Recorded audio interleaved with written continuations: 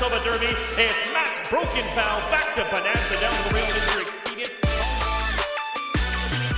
Deep stretch approaching the wire, and it's going to be Smuggler's Hold to take the 2009 Manitoba Lottery Derby. To the outside, Stachys continues to go on with it, and Stachys is going to pull the upset. He's drawing away to win the Manitoba Lottery Derby. Across the track, deep stretch, hammers full it, big blue caboose, hammers full it, the Canterbury Invader takes the 63rd renewal of the Manitoba Lottery. But they're a long way from home, baby. Beluga Ball proves it's no fluke. He's back on track. He destroys them in the 64th renewal of the Manitoba Lottery. Narco, but Assembly Hall is going to get it done in the Manitoba Lottery Derby. Second, enormous strides, Street Prancer coming to the wire. It's going to take the Manitoba Derby. Flashy Fuel wins six. One more try. Flashy Fuel is going to hang on. But it's inside straight. He's gonna do it in here. Escape quad trying to battle back, but Plentiful is the 16th pole. Sky Promise is gonna take in the Derby. Oil money.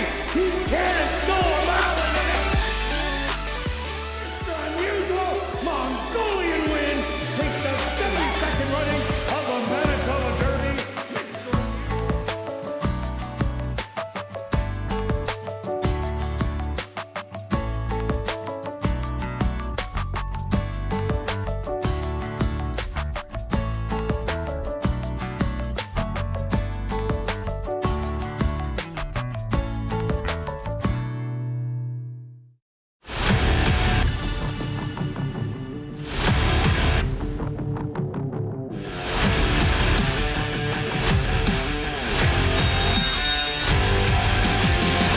West Princess very far outside. Yeah, baby, she is gonna do it.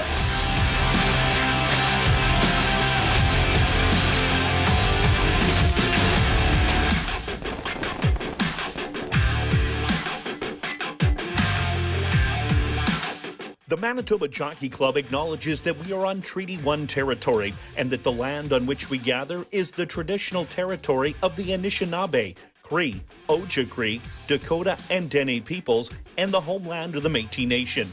We pay our respect to the First Nations and Métis ancestors of this land.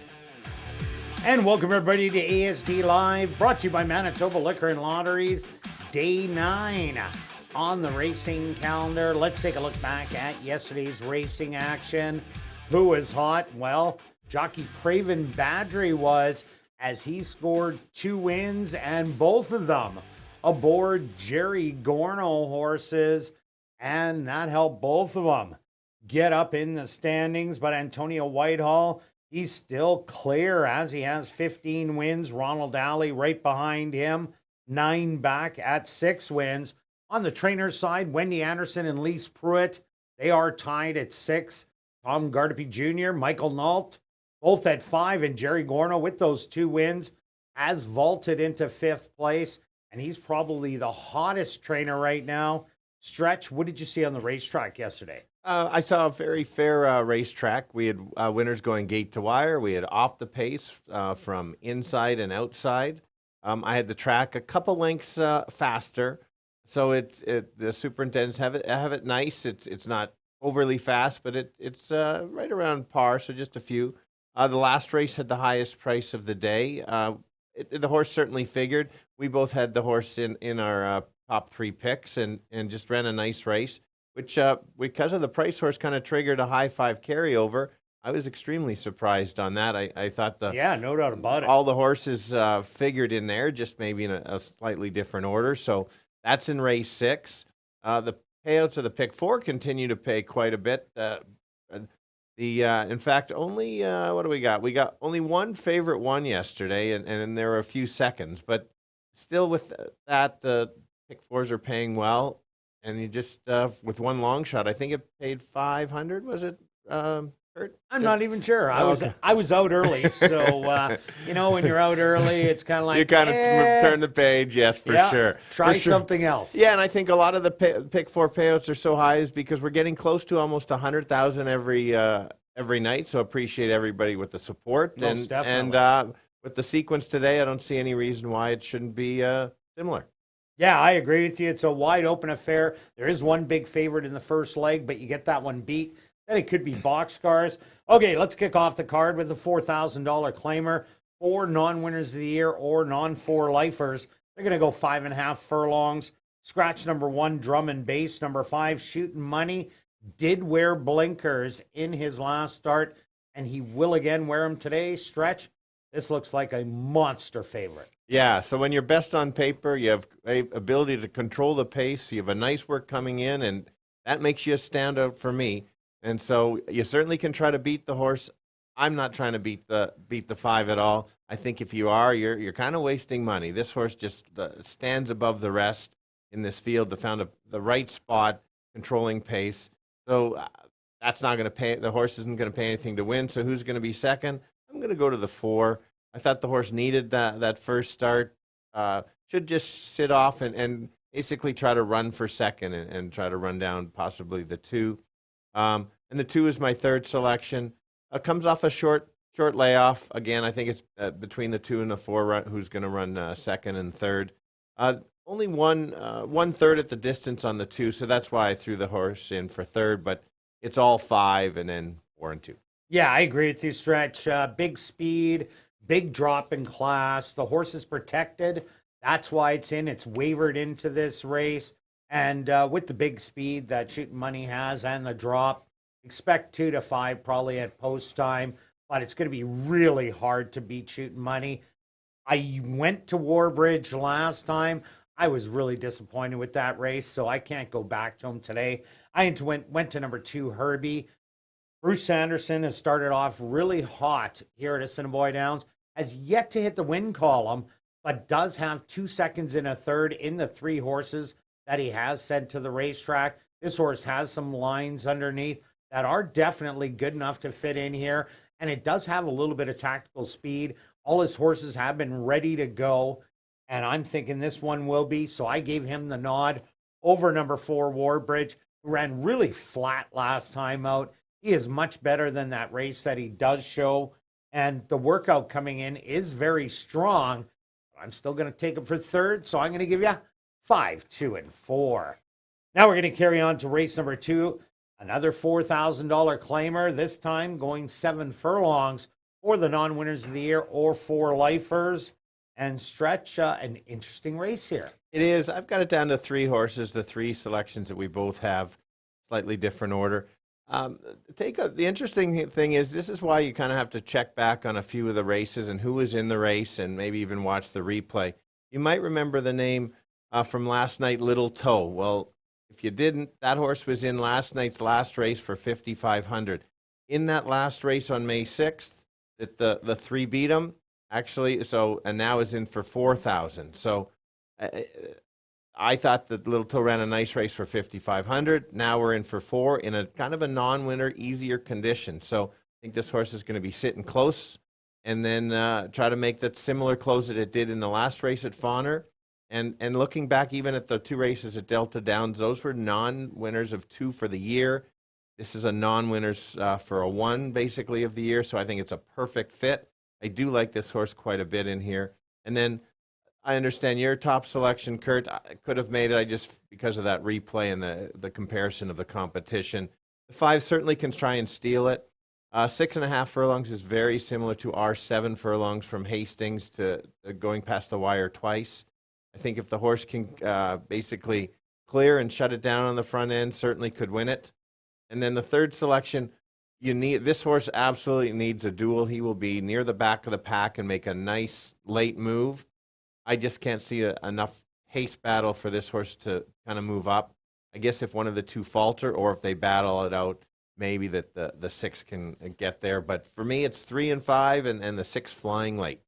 Yeah, Stretch, I agree with you. Just a different order. Lucky Luke ran absolute lights out last time out, had a little trouble coming out of the gate. And I think this is going to be the controlling speed of the race. Has been showing speed in almost every outing. And 3 outs ago, banged it out on the front end at Hastings, only to lose by a narrow length. I'm expecting that kind of a race, but the horse getting loose. Neville Stevenson, Wendy Anderson's having a fabulous start to the meet. So I'm giving him top nod. Aknos, the 3 horse, this one has buyer numbers that are absolutely through the roof for the competition, and they're definitely consistent. Great race last time out, only beaten by a length. But the question mark, how is the pace going to set up? If Neville Stevenson can slow down Lucky Luke and just make him dawdle along early on, I think that Aknos will have a little bit of late close, but we'll get there just a little late. And I agree with you, really slow. Does not have any early foot, needs a pace up front, and there isn't going to be a hot pace that I see. So I expect the horse to rally late with the winter conditioning. So I'm going to give you 5, 3, and 6. Now we're going to carry on to race number 3, kicking off Jackpot Pick 5 wagering. That carryover just under $120,000 for this allowance optional $15,000 claimer. Wow, what a race, Stretch. It's another real good. And we came up with the same We did horse? came up with the same horse. Come on, I thought I would have a great long shot in here. No. Did you watch the same video I did? Yeah, and it's named after me. Okay. So the key to this race is this is 6 furlong. So pay attention to that. That's the key to this race completely. I did end up going with Big Stretch as my top selection. That's the 2. Ran a really nice race going 5, now gets the 6. I didn't think the horse, I didn't even select in the top 3 because it's just simply too short, but ran a real good race with a nice gallop out. I think that there's going to be a hot pace up front, and she'll be coming quite late. Is a stakes placed horse, maybe not at the top level of the fillies and mares, but certainly right there. Should get the right race shape, and I don't think we're going to get 8-1. I think I don't know how they came up with 8-1. I don't know. The 1, 3, and 4 are all going to take a bunch of money here, and Big Stretch looks like a router. All right, very good. I'll take 8-1 then. The second choice is going to be the 3. Not the ideal start last time, and Carino kind of adjusted it and tried to do as best as he could after kind of a strange start. Made a nice rush on the outside and then faded late. Really a very good race considering everything that kind of went wrong. I think this time she'll be pressing on the outside of Kate's because Kate's just going to go as fast and as far as she can go, and then try to put that horse away. Certainly could have moved the 3 up a little bit. I just think that it's going to have to put away the pace and then hold off the closers. So we'll see what the lack, depending on the value of that one. And then I'll just go with another big long shot that is also a closer, and that's the 5. Again, going to be, the last 2 races were average kind of at best, but I just think the stretch out just getting a little bit longer, and if there is that big pace battle, and if 3 and 1 battle into submission, then it can set it up for the 5 to pick up the pieces. I don't think the horse can win. You're getting morning line 15-1. It helps make the exactor pay with, imagine a 2-5 exactor, Kurt. Yeah, no doubt about it. That would pay box cars, I think. Because I'm looking at Kate's Princess. 2 outs ago, she lost to Wait a Sec. Came back and ran really game in the overnight stake race for Fillies and Mares, the Cool Excellence. Ended up running 3rd, only beaten by maybe a half a length in there. And Kate's Princess was a much easier. But the thing is, she hasn't been getting out of the gate as sharp as she used to. Breaks about a half a step slow and then gets up there and then does her thing. If she tries that in this race, I think Speedy Gigi will be long gone on the front end, who had trouble early on. But Kate's Princess will go after her. That is her running style. So they'll engage at some point, and that's why I like Big Stretch come rallying from off the pace. I also like number 4, Damn the Torpedoes. Stretch, you're leaving out a Golden Gate horse out of the Wendy Anderson barn, and she wins with almost 80% of them first time out. And Damn the Torpedoes has been working up a storm, 47-2 back in mid-May, then a 101-1, and most recently a nice little 36-3 3/8. This horse was racing on the California Fair circuit at Fresno and Sacramento. Had a win, a second, and a third on the dirt. So we already know the horse likes the dirt. These horses, man, they run so well. So I got to put it in second. And I like number 3, Speedy Gigi. She didn't run a race last time out coming off the pace. I'm expecting her to be up there today. And if jockey Jorge Carreno does get the lead early and slows it down for the first quarter mile, she could be long gone. So I'm taking 2, 4, and 3.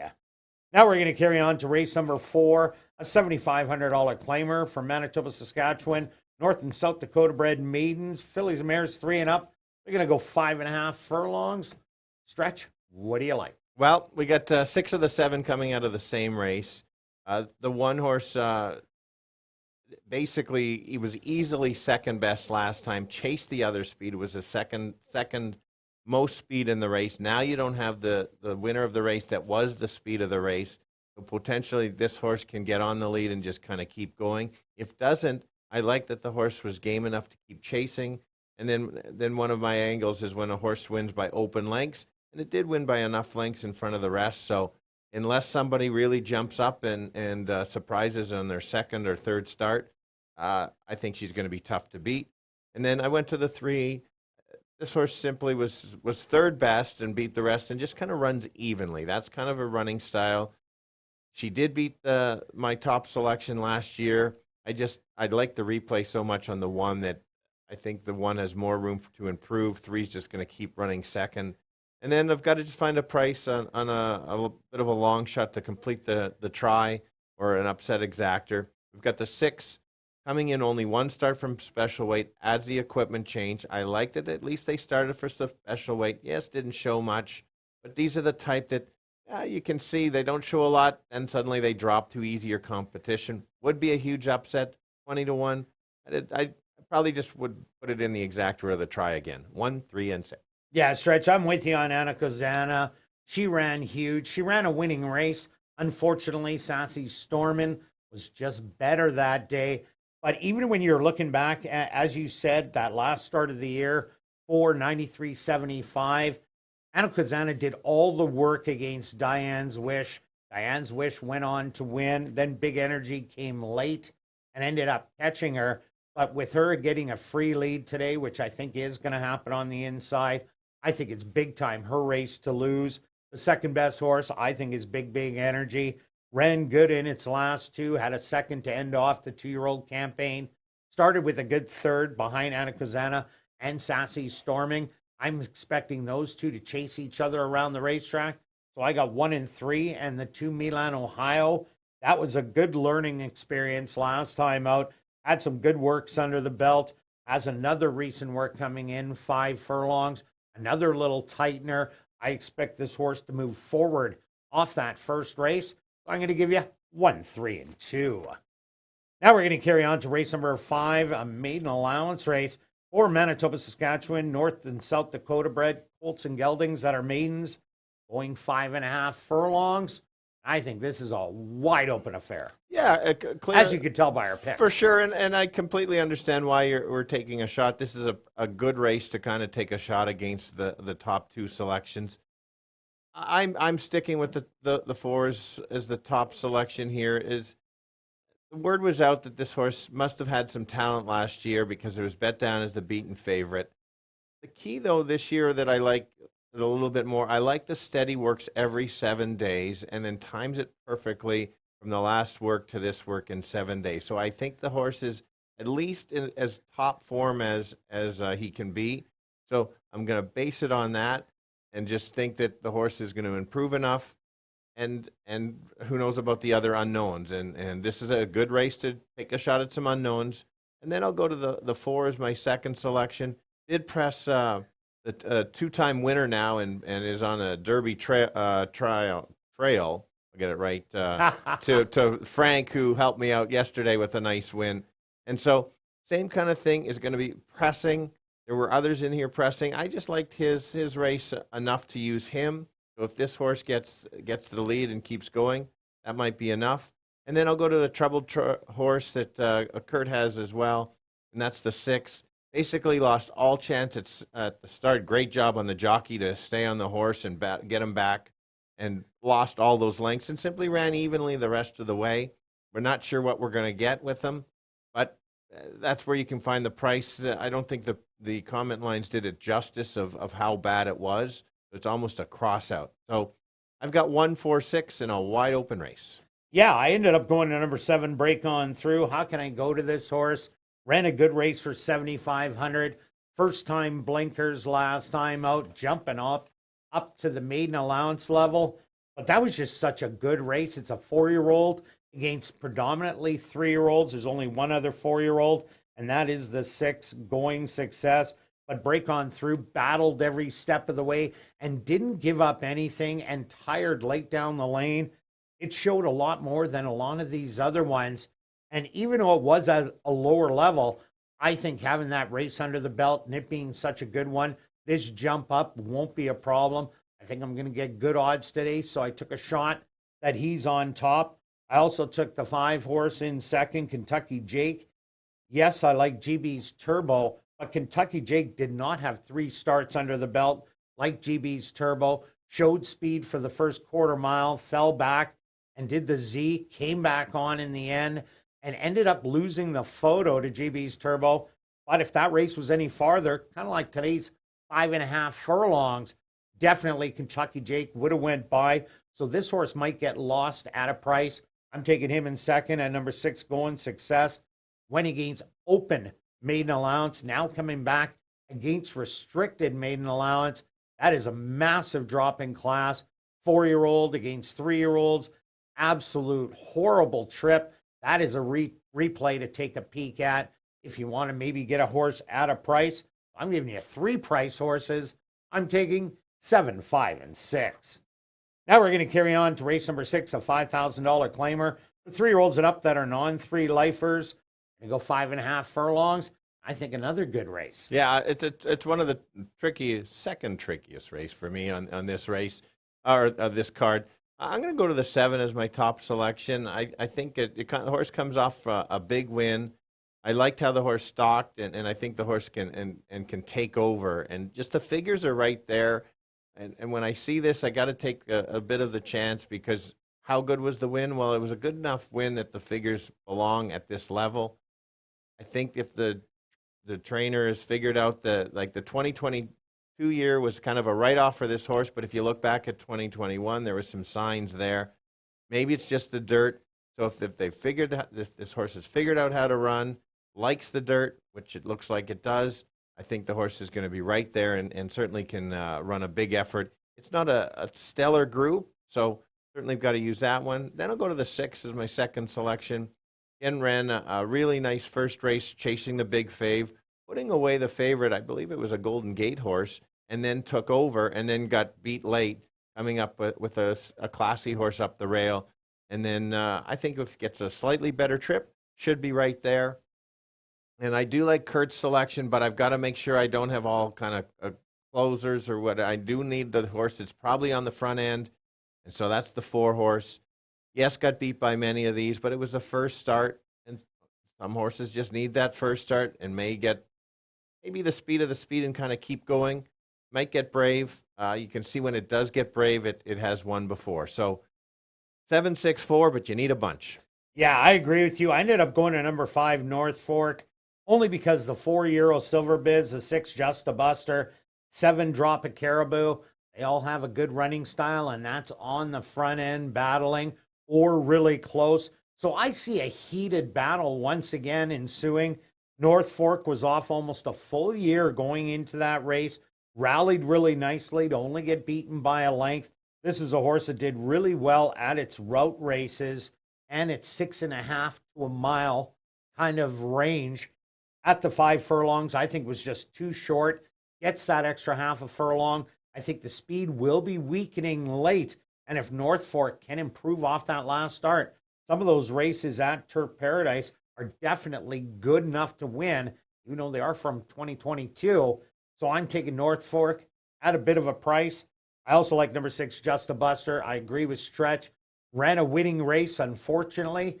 Impressive sense. Hugged the rail every step of the way and got up and stole that win away from Just a Buster. I expect to be forward in the pace and has a big shot to win this one. And the 7 Drop a Caribou, very impressive winner last time out and could have went faster, but that early fraction of 22-1 puts this horse on the lead over the 4 and 6 by 5 lengths. So watch out for that because they did run on the same day, and this horse was right with the leaders, right behind them, and absolutely motored that first quarter. If that happens, Drop a Caribou could go all the way.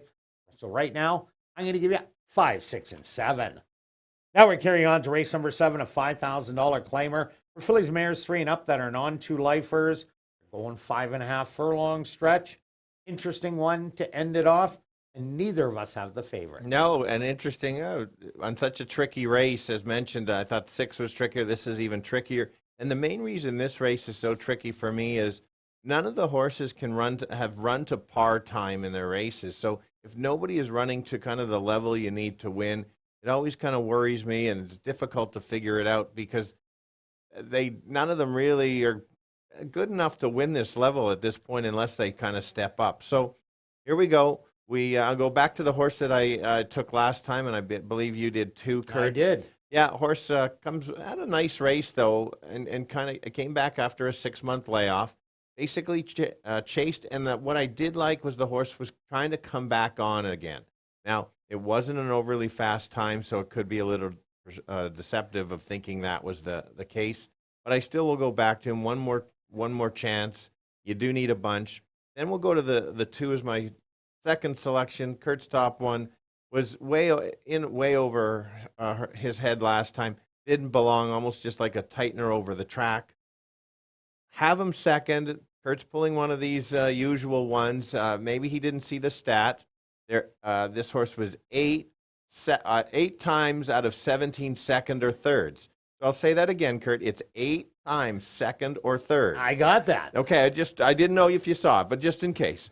That's why this horse is in second for me. Horse certainly belongs. A better place bet on this one. And then the last one, we'll go with the 4. I think the race is basically, the last race was kind of not so much, but then basically bombs away. I took this horse a little bit because I didn't mind it. Yes, it didn't show anything, but this is the type of race that suddenly somebody wakes up and pays $50 to win. So this is my wake-up horse to finish it off. Yeah, there's no doubt that number 8, Misgiving, is the speed of the race. She was the favorite last time out, got the lead real easy, but inside the 16th hole, absolutely hit a brick wall. Now has to go an extra half a furlong further. That's what probably Stretch is seeing, as I am. I went to Lady Creative, dropping out of that allowance non-2 lifer. Mechanic Susie, if she was in this race, 1-9. Ducati Gold, she was in this race, 1-5, 2-5. And Lady Creative was only 4 lengths behind her. So I think that is big. Taking the drop, came from Turf Paradise, ran really good route races, and ran an even sprint race. And I like when horses run evenly. This horse will be close to the pace, not right on it, but I think within 3 lengths in that even running style, I think it'll be real valuable. The horse will get all of the 5.5 furlongs.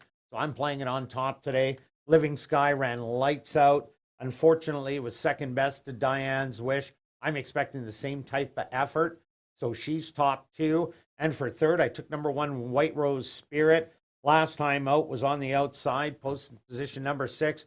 Really didn't get settled out there. In the end, got beat by only 4 lengths, running 7th. And remember, within 5 lengths, you're competitive. Now you draw the rail. You get the top jock in Antonia Whitehall, and you get 30-1. That might just be a play right there. So I'm just going to give you 2, 3, and 1. Good luck with all your wagers this evening.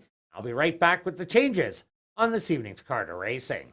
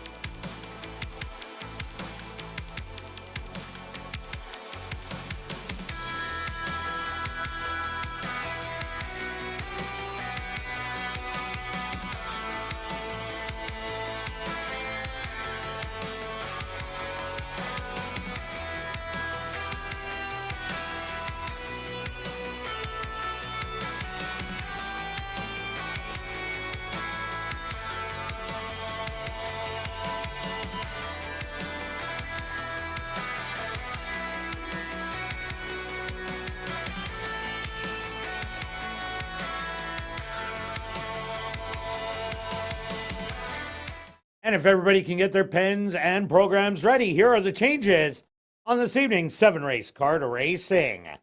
Turning your programs to race number 1, scratch number 1, drum and bass.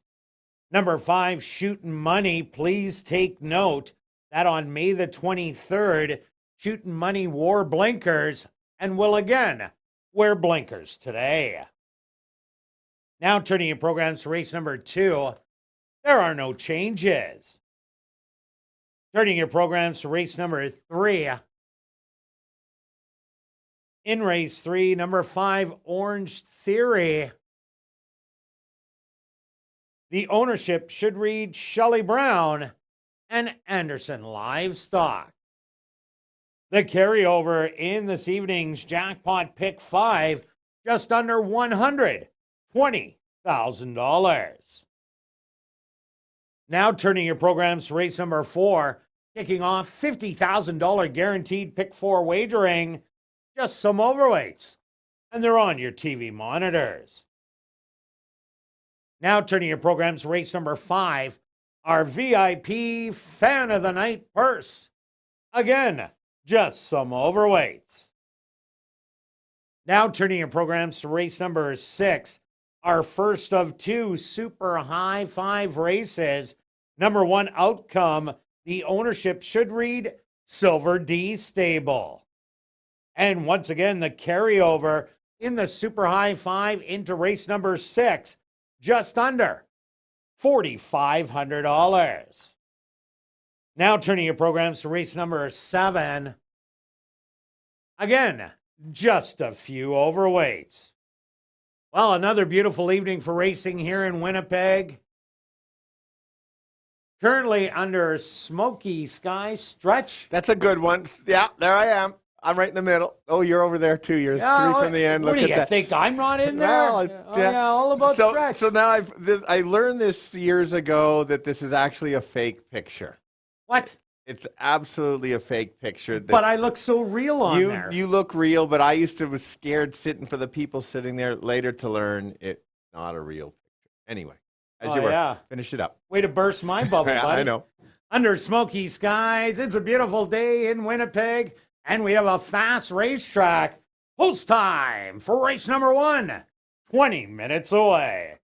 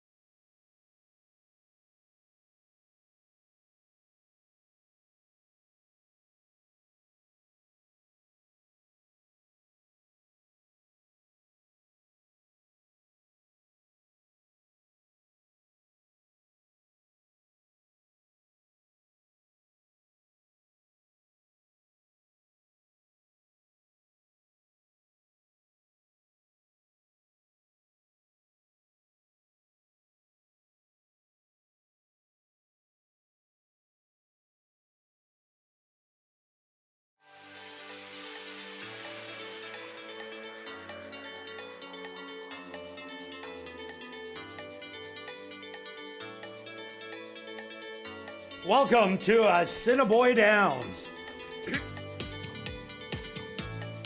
Be sure to enter your name for a chance to be our VIP Fan of the Night. Ballots are available in the lobby.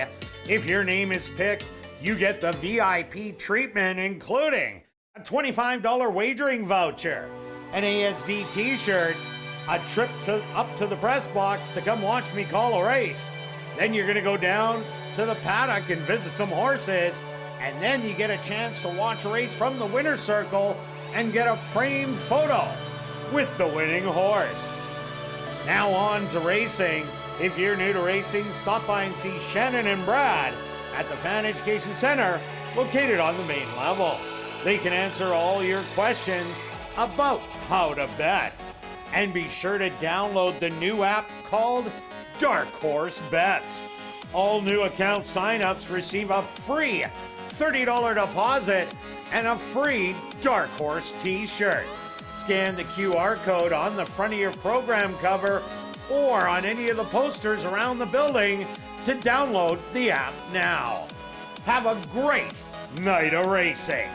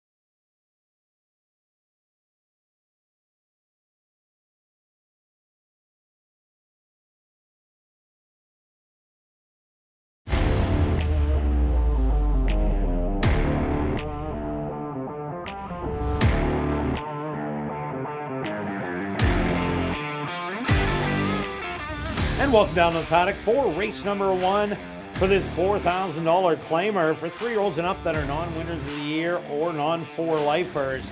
They're going to go 5.5 furlongs. Scratch number 1, drum and bass. And number 5, Shooting Money, did wear blinkers in his last start and will again wear them today. Stretch, Shooting Money, 2 to 5. Yeah, the horse should be 2 to 5. I know people don't like seeing these type of horses, but it's well spotted perfectly. It's a waiver claim, and the horse cannot be claimed. If the horse was going to be claimed, then I'd consider a bit of a worrisome, because why would you drop a horse that belongs for Better. Correct. Into that. This is kind of an owner's race. Yeah. Because they love being 1 to 5, 2 to 5. That's for sure. That's exactly what they want to be, right? They want to be that, because then the horse is well spotted and you can't be claimed. The horse looks just solid on paper, and basically can go to the lead, which I think the horse will. I think if somebody else tries to sacrifice, maybe the 3 horse, this horse can sit off and just take over. It's a matter for me of I'm not going to try to beat this horse to win, or bet somebody else. So I'm going to go with an exactor or a pick 3. What do you think? Yeah, definitely. That's the way to get your value out of Shooting Money, because that drop was an absolute massive one from 75. This should be the predominant speed. The only other one I could see with speed is maybe Warbridge, who shows it on occasion, but he's going to have to be hustled so hard just to get there, and that'll decrease his chances of a top 2 finish. I went to number 2, Herbie, as my second choice. Herbie has run some good races. I like that one 3 outs ago, going 5.5 furlongs, running third. That was a good rallying effort. And the horse's 6 furlong races down at Canterbury and Fauner Park in 2022, the horse was sitting nice and close to the pace. I'm expecting that today, probably about 3-4 lengths out of it. Make a late charge at Shooting Money. Bruce Anderson has sent 3 of them to the racetrack, yet to win one, but 2 seconds and a third. All of them are running lights out. So I like the 2 Herbie for second. For sure. And I'll go with Warbridge for a couple reasons. One, the horse can wake up and does run it well at times. And one, I picked it last time and not today? Correct. Oh, okay. Yep, that's exactly. And then you get a workout coming in, which is a good sign, not a great effort. And then you wouldn't have had to work the horse. Has only been off for a couple weeks, not even. And Tom decides to get this horse worked out. Maybe he figured something out that maybe missed last time. So I think that horse is going to improve. Yeah, and the other horse in here, number 3, Anello, has won 2 out of the 3 at the distance, has done most of its winning on the Alberta B circuit, Lethbridge and Grand Prairie. Seems like this horse wants to go a little bit farther than today's distance of 5.5 furlongs. But with the horse winning it, that's probably early on in the career. Now it's a 7-year-old. And Anello, I think, will need a start. It is making the first start of the year. So I'm going to just watch this one today and tab it for later. All right, let's go to our wagers here in race number 1. Stretch, as usual, start us off. Okay, we're going to go, as mentioned briefly before, I was going to do a pick 3 wheel. Really like this horse. And then I just like how much is being bet in the pools and the pick 3, so I want to jump in there. Keying the 3 in the next race, taking a bit of a chance. And then a long shot and the speed. So $10 wheel is $20. If you only want to spend a total of $2, you make it a $1 wheel. 5 with 3 with 2-3. And myself, I'm going after the exactor. I'm taking 5 and 2. I'm going to take the quick money Stretch. All right. In one race. So $20 exactor, 5 and 2. Good luck with all your wagers here in race number 1, and we'll see you back for race 2.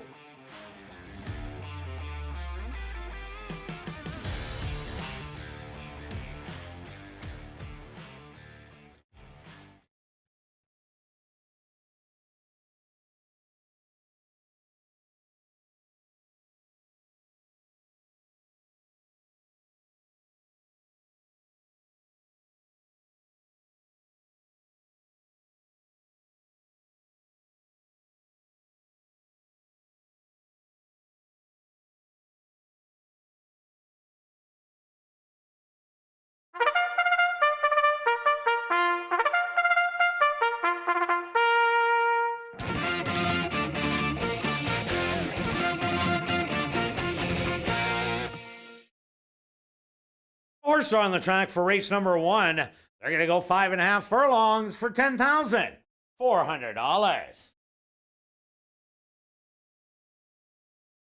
Number 1, Drum and Bass, was scratched. Number 2 is Herbie, owned by Sanderson Stables, trained by Bruce Sanderson, with Sven Balru. Number 3 is Anello, owned and trained by Bill Kinch, with Praven Badri. Number 4 is Warbridge, owned by Quinny Racing, trained by Tom Gardapi Jr., with Ronald Alley. Rounding out the field is number 5, Shootin' Money, owned and trained by Elton Dickey, with Jorge Carreño. Post time for race number 1, 5 minutes away.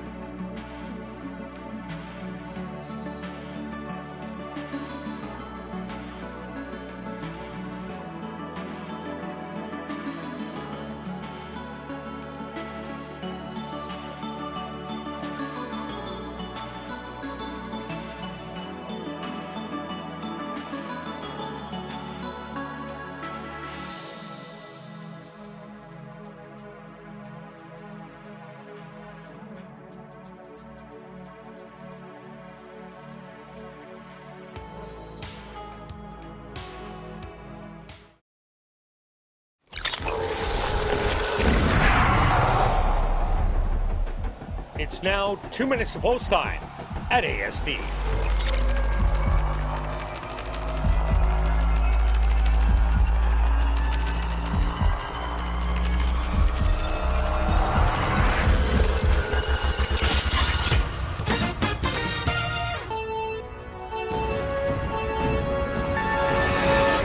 Kicking off Tuesday's card, going 5.5 for the boys. It is only 4 horses, but you can still make money. Let's start with the 5. The horse looks best on paper, controlling speed. Just ran such a good race. Has a workout coming in. The race goes through the 5. My second choice is the 4, Warbridge. Same kind of thing. Not a good first race, but a nice workout coming in. This horse runs better than that usually. So I'll give you 5 and 4 as the exactor. Kirt? Yeah, I'd like the 5 also. 3 to 5 on the board. Not much value, but I agree to Stretch. This is the horse to beat. Expect it to be on the front end and to go wire to wire. But I went to number 2, Herbie, as my second selection. Had winter racing under the belt. Comes out of a barn that is yet to be worse than third in 3 starts already. Don't expect it to be pressing the front end. I expect it to be rallying late. To finish off my exactor, 5 and 2. Good luck here in race number 1.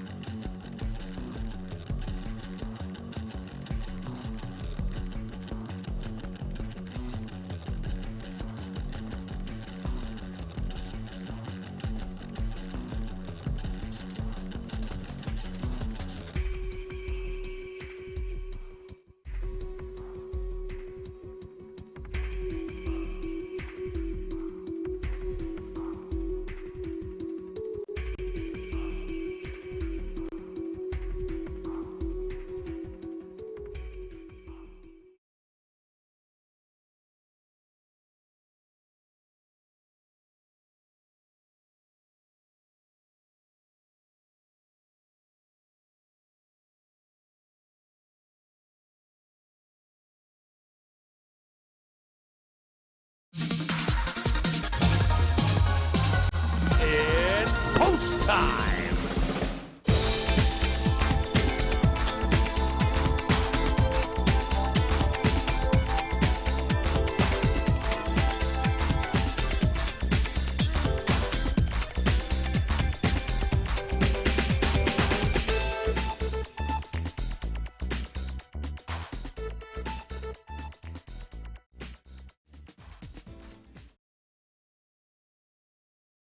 Herbie, the first one into the starting gate. Next up, Anello. Just 2 left to load. Warbridge steps up and in.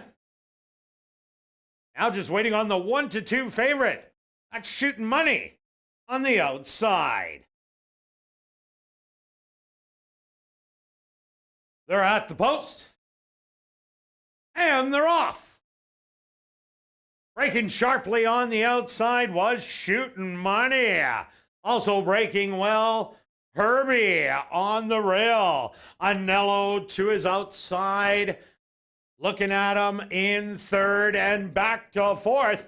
Warbridge will be the early trailer. Shooting Money, the 1 to 5 favorite, has that lead by a length. Moving up from the back, That's going to be Warbridge engaging Herbie, who's back to third. And now Anello, the early trailer. The opening quarter, a rather slow 23-2. And it's Shooting Money running comfortable with Carreno as they hit the head of the lane. And he's opened up 3. Warbridge in second. Herbie battling back on the rail. Anello to the outside. The half 47-4. Shooting Money, a 16th of a mile to go, and is gonna get it done. Shooting Money is the winner, very close for second between Herbie and Warbridge. Anello finishing 4th.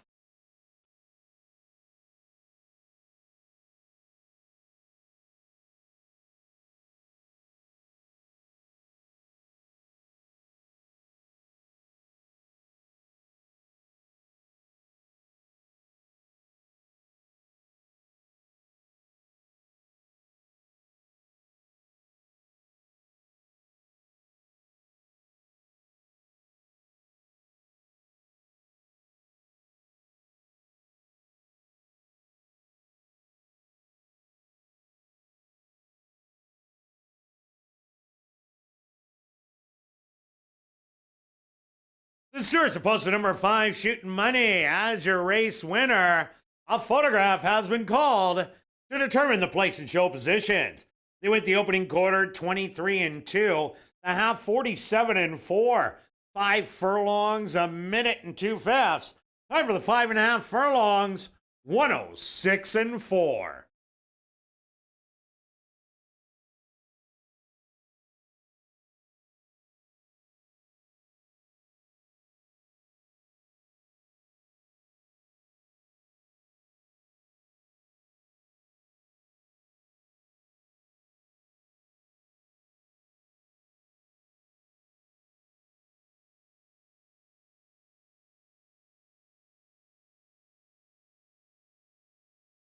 Results of the photo show number 4, Warbridge, finishing second.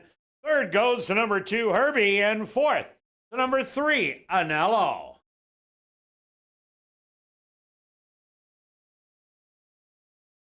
Now entering the winner's enclosure, the unofficial winner here in race number 1, that's number 5, Shooting Money. Shooting Money is a dark bear brown gelding, 6 years old, by Arch. Out of the mare Penny Money by Forestry. Owned and trained by Elton Dickey and ridden to victory by Jorge Carreno. Time for the 5.5 furlongs, 106-4.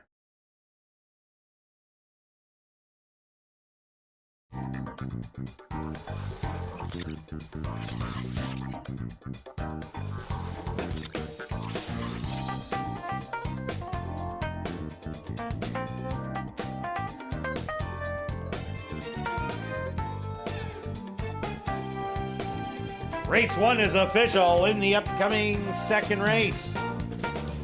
Kicking off another pick 3, there are no changes. Once again, kicking off another pick 3 here in race number 2.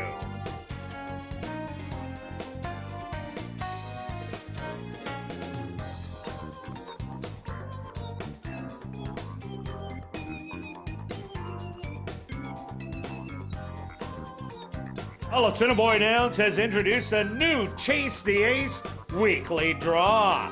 The progressive jackpot is guaranteed at $5,000 if you pick the Ace of Diamonds. Tickets start at $5 and are available online at asdowns-cta.com. In person, you can get them at guest services or at the VLT cashier's cage on the second level. The weekly draw takes place Thursdays at 11 a.m. Proceeds support community charities, including Final Furlong, Winners Foundation, Manitoba Indigenous Cultural Education Center, Indigenous Languages of Manitoba, and the Manitoba Lung Association. By purchasing a ticket, you are helping these charities make a positive difference in the community. Thank you for supporting the Chase the Ace ticket program.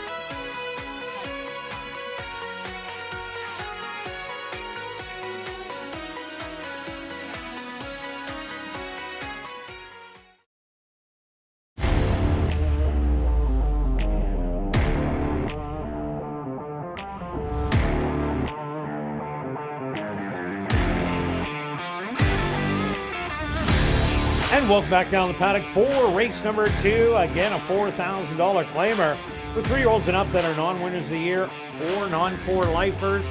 This time going 7 furlongs.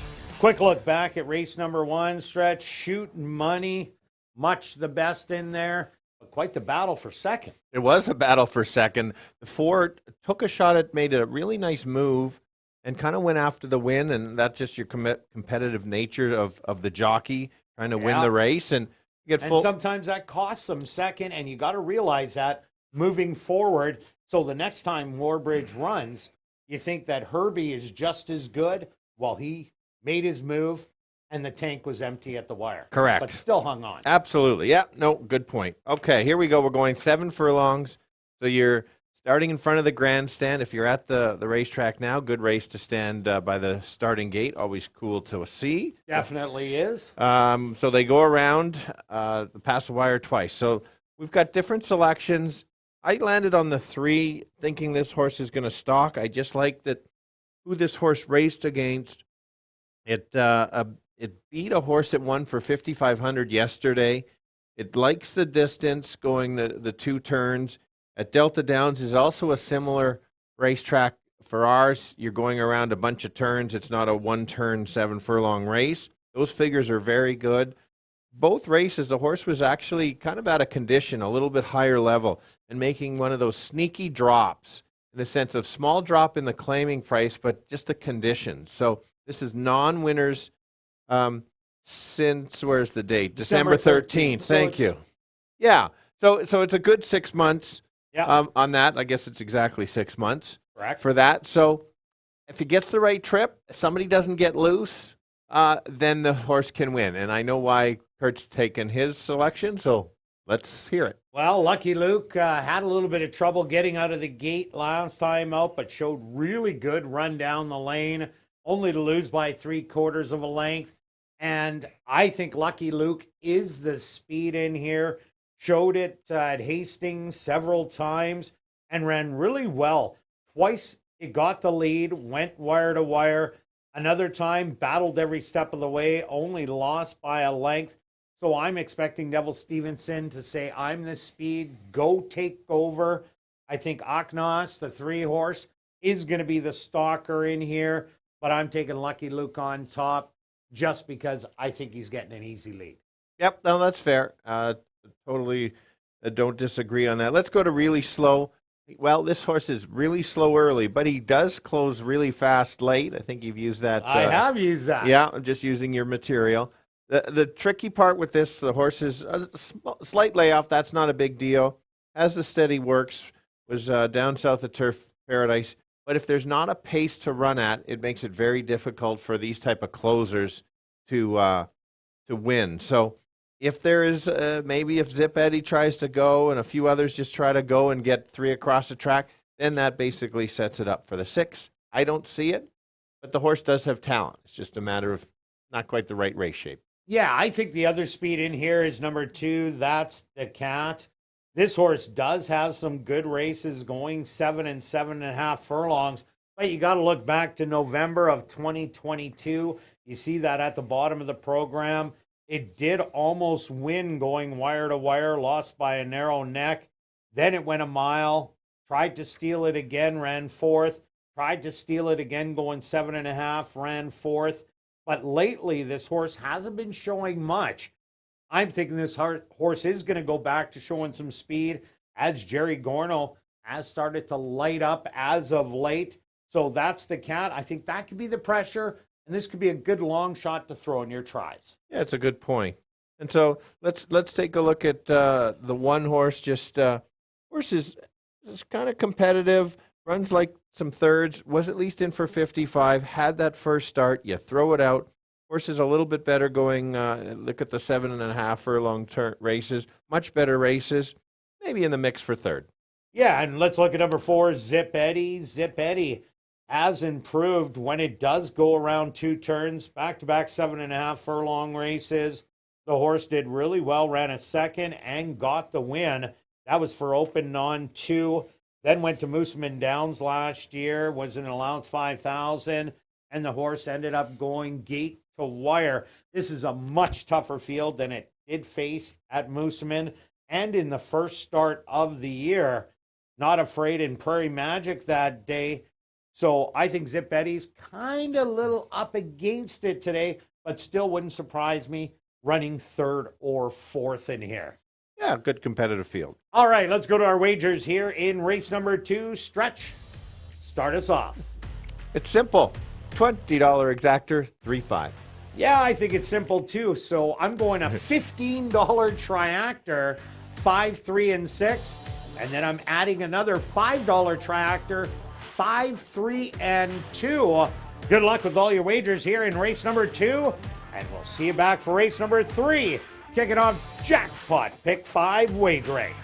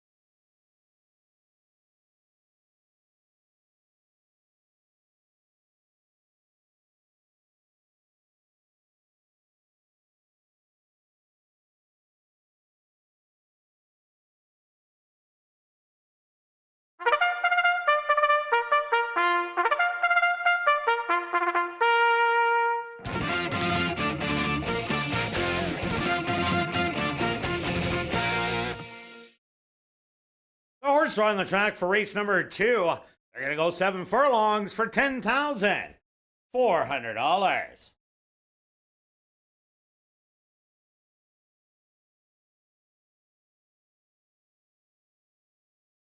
Number 1 is Captive Kitten, owned and trained by Victoria Morse. Antonio Whitehall aboard. Number 2 is That's the Cat, owned by Mike Powers, trained by Jerry Gorno, with Arthur Badu. Number 3 is Aknos, owned by Henry Witt Jr., trained by Jerry Gorno, with Siobhan Bell.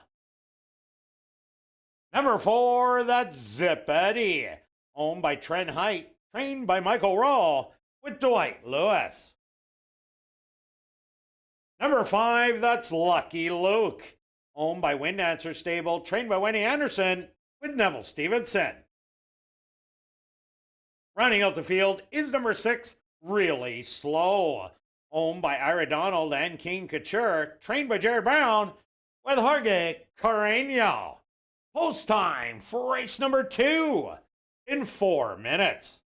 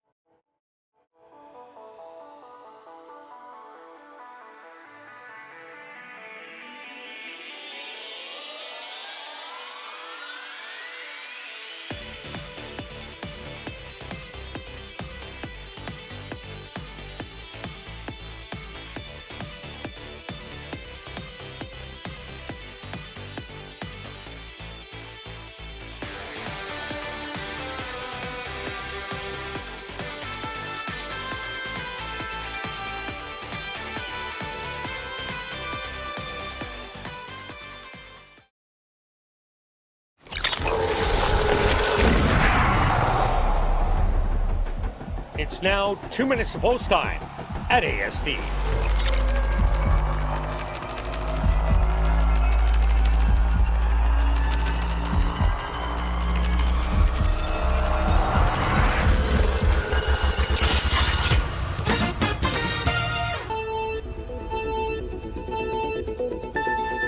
All right, here we go. 7 furlongs. We've got a field of 6. I'm going to a horse at nice price at 3-1. I think the horse is going to get a nice trip behind the potential speed. Depends on how much it is. It's coming from Fauner Park. That race is a better than looked race. Very tough competition. I think a similar effort puts that horse to the winner's circle. The 5 is the favorite. Could be the speed. Sit close. Ran a nice first race over the track. And if you want a long shot that'll be closing late, we'll be at the back. That's the 6, so he won't be fast early, but he'll be coming late. So I'll give you 3, 5, and 6. Yeah, Stretch, I did go with number 5, Lucky Luke. What a great race last time out. After steadying at the break, losing a little bit of position, but really coming running down the lane. This horse usually has speed in a race that doesn't have a lot, so I think he's going to be controlling. I also like number 3, Aknos. Big numbers. The horse has some good back class, and if you're looking for bombs away, number 2, That's the Cat. Could be chasing speed and stick around. Good luck here in race 2.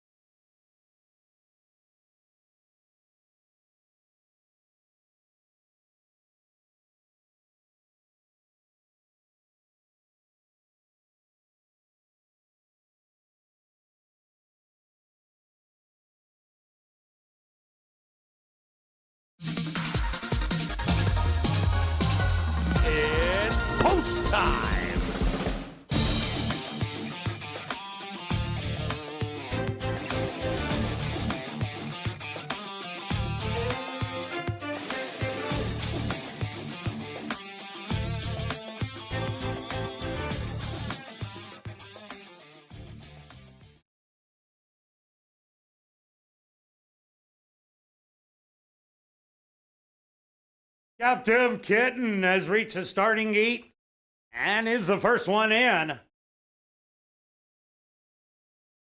That's the Cat now steps up.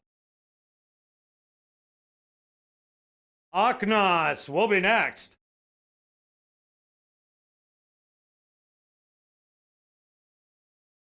Zipetti finds his position.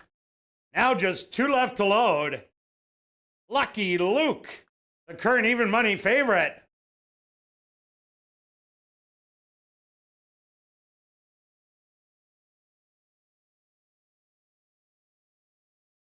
And just waiting on Really Slow to the outside. They're all set. They're at the post. And they're off. Breaking in a bit of a tangle was Lucky Luke. That's the Cat. Will show some early speed with Zipetti. To his outside, settling back in third. That's Captive Kitten on the rail in between horses. Really Slow, Lucky Luke making a 3 wide bid, and Aknas will be the early trailer. That's the Cat. Cuts the opening quarter in 25-1, but has a little bit of company from Really Slow in between horses and Lucky Luke 3 wide. Stalking the pace, that's Captive Kitten a couple lengths off it. Zipetti and Aknas has about 9 to make up. It's Lucky Luke and Really Slow. These two are battling it out. Captive Kitten moving up real easy, 3 wide, and looks to have a bunch of horse to half. 49-2. It's Really Slow on the rail. On the far outside, Captive Kitten with all the late run, who now takes over. Captive Kitten. A surprise in here, but not too much on the board. 8-1 at the 16th pole. It's Captive Kitten who's going to win by 2. Very close for second between Really Slow and Lucky Luke. Aknas finished in 4th.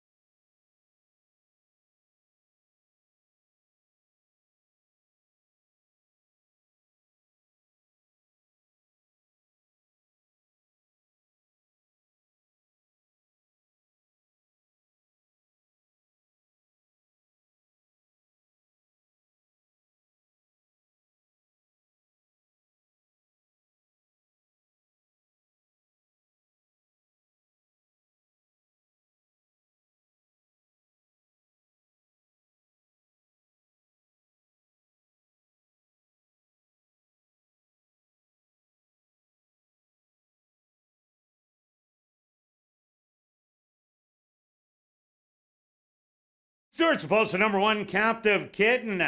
As your race winner, a photograph has been called to determine the place and show positions. They went the opening quarter in 25 seconds. The half, 49-2. 6 furlongs, 115. Time for the 7 furlongs, 128-3.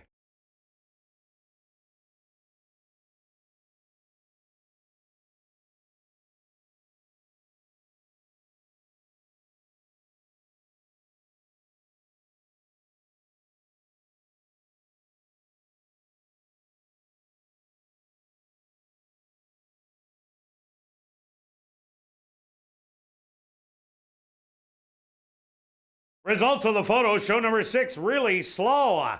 Finished in second. Third goes to number 5, Lucky Luke. And fourth to number 3, Aknas.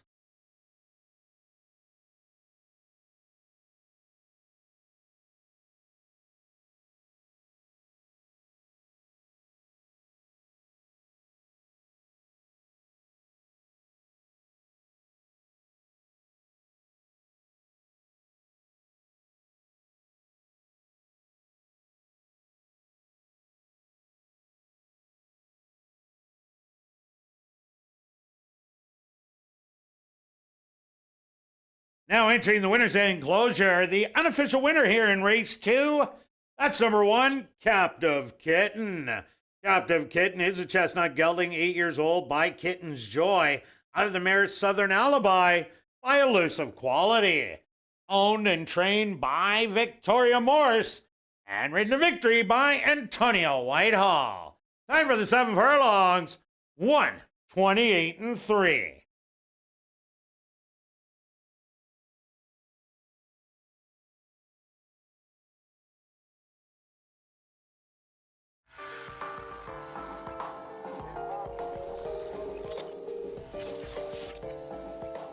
Race 2 is official in the upcoming 3rd race. Kicking off, Jackpot Pick 5 wagering. Number 5, Orange Theory. The owners should read Shelley Brown and Anderson Livestock Stable. And we'll carry on with the rest of the changes in this evening's Pick 5. There's no changes in race 4 or race 5. Turning your programs to race number 6. Number 1, Outcome. The owner should read Silver D Stable. Also no changes in race number 7. Jackpot Pick 5, the carryover. Just under $120,000. They go to post in 18 minutes.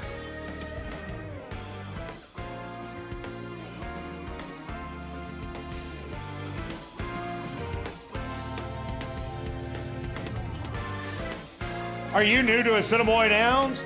Then check out the 140 VLTs located on the 2nd level. They're open all day, every day from 10 a.m. to 1 a.m.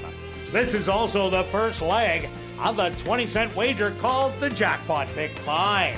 Coming up right here in race 3.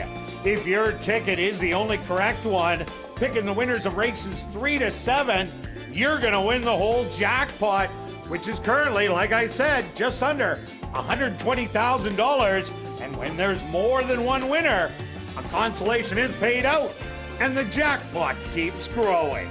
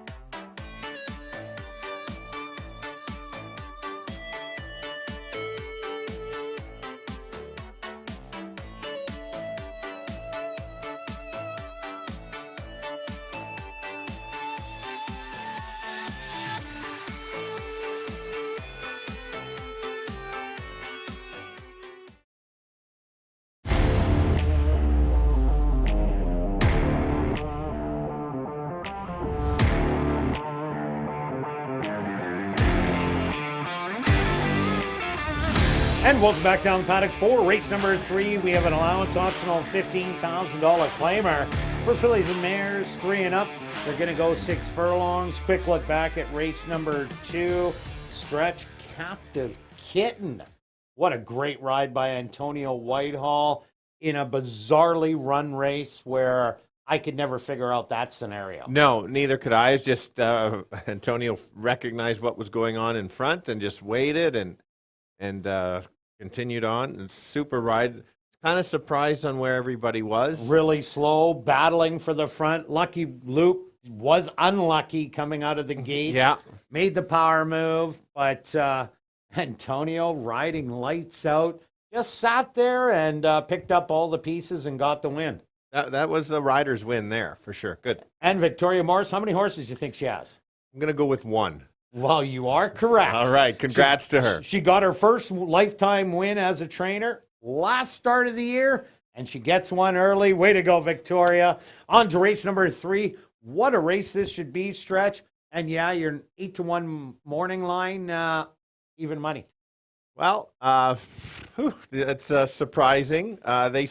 People saw what we saw, I guess, on the close. They think that there's a pace battle. So let's talk about the favorite currently. Yeah. Big Stretch. This is one of these horses that I didn't pick last time because I thought it was too short. Now going to 6 furlongs. The horse has 2 wins of 7 starts going there. 4 of 7 in the money. Should get a bit of a pace battle up front. And if Chavian runs a similar race to how Antonio did in the last race, if there's that pace battle, could make the late move. And that's kind of how I see it, as that maintenance work coming in that Michael Nault likes to do between starts. All systems are clearly go. Yeah, and there's no doubt if you watch that last race, Big Stretch did come with a good late run, but plain and simply ran out of ground and gets an extra furlong today. I also like number 4, Damn the Torpedoes, sent out by Wendy Anderson and horses from Golden Gate. She wins at about an 80% win clip. So you're getting a huge bargain on this one, currently at 5-1, and has been working absolutely lights out for this debut.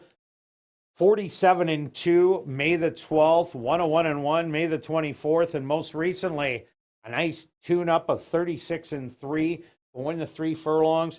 This is one of a couple horses that were in the overnight stakes, but were scratched when the track came up sloppy.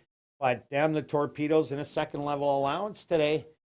Could be an interesting one. Stalking, I think. Yeah, that's the only way she can win. She's not going to get the lead with the other speedy ones in here. I just chose the 3 horse, just how I like she ran. She didn't break very well. Rushed up on the outside. That's what I always like to watch. Got close to the lead and then just tired a little bit, which is expected by after when you get a poor start. You've got to use that extra energy. The jockey's got to go. And he did, and just got tired a little bit late. A better start puts her probably flanking outside of Kate's Princess, and then try to take a run at Kate's first, and then have to hold off the closers. Yeah, as I said, with Speedy, she's usually on the front end. Kate's Princess this year, in her 2 starts, she's broke a little bit slow and hasn't showed that real cutthroat speed quarter mile. So I think Speedy Gigi just might be able to get the lead over Kate's Princess, but she will be coming because she likes being right up there. That's the only way she goes. If she's not on the front, she does back out of it.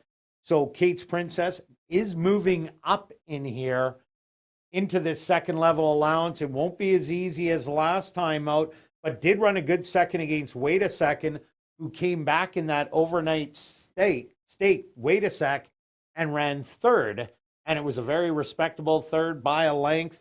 So Kate's, I think it's just a little up against it, even though in good form right now. She is in good form. She's game, so you always have to be careful on game horses. They don't know sometimes who they're facing, and they just kind of keep going. But I'm with you. We're both a bit of a play against. And my 3rd selection, based on if there is that duel, if a few of them get caught up in it, and maybe that 4 tries to go Orange County, could just sit back. The 2 races aren't great, but ran evenly enough, and I think this is just the spot going at least the 6 furlongs that will help her a little bit. Who's Orange County? Orange Theory. See? Oh, okay. I was just curious. I thought there might have been another page that I missed here. That's my own fault because I should just keep sticking with the numbers. Why would I get a horse's name right? No doubt about it. All right, let's go to our wagers. Here in race number 3, stretch, pick 5 time. It is pick. 120,000. There's already 141 in there. All right. Are you going to get it? I think so. I'm going to Okay. take 2 and 3 in this race. I'm not taking Orange County or Orange Theory with the 1 and then the 1-4 and then the ever popular all with all to finish it out. It's only 48.80. And because Stretch is a closer, worked yesterday, 40 plays 2. And myself, I'm taking 2, 3, 4 in here. Then I'm also keying the 1 Anakazana. Then I'm taking 5, 6, and 7. 2, 5, 6, 7. Round it out with 2, 3, and 8. That's only going to cost $21.60. Good luck with all your wagers here in race number 3, and we'll see you back for race 4, kicking off $50,000 guaranteed pick 4 wagering.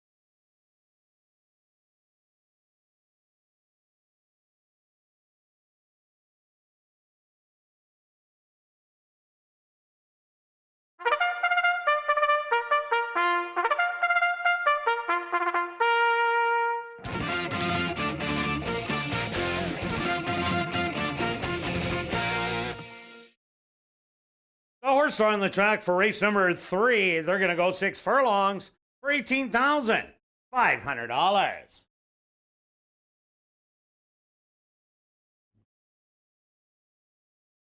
Number 1 is Kate's Princess, owned by Bonnie McCrory and Gary Danielson, trained by Gary Danielson with Praven Badri.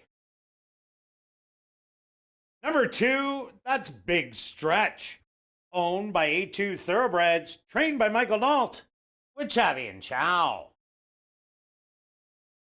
Number 3 is Speedy Gigi, owned by Jared Brown and John Gannis, trained by Jared Brown with Jorge Carreño. Number 4 is Damn the Torpedoes, owned by Wind Dancer Stable, trained by Wendy Anderson with Ronaldo Cumberbatch. Rounding out the field is number 5, Orange Theory, owned by Shelley Brown and Anderson Livestock Stable, trained by Shelley Brown with Antonio Whitehall. Jackpot pick 5 wagering here in race number 3. They go to post in 4 minutes.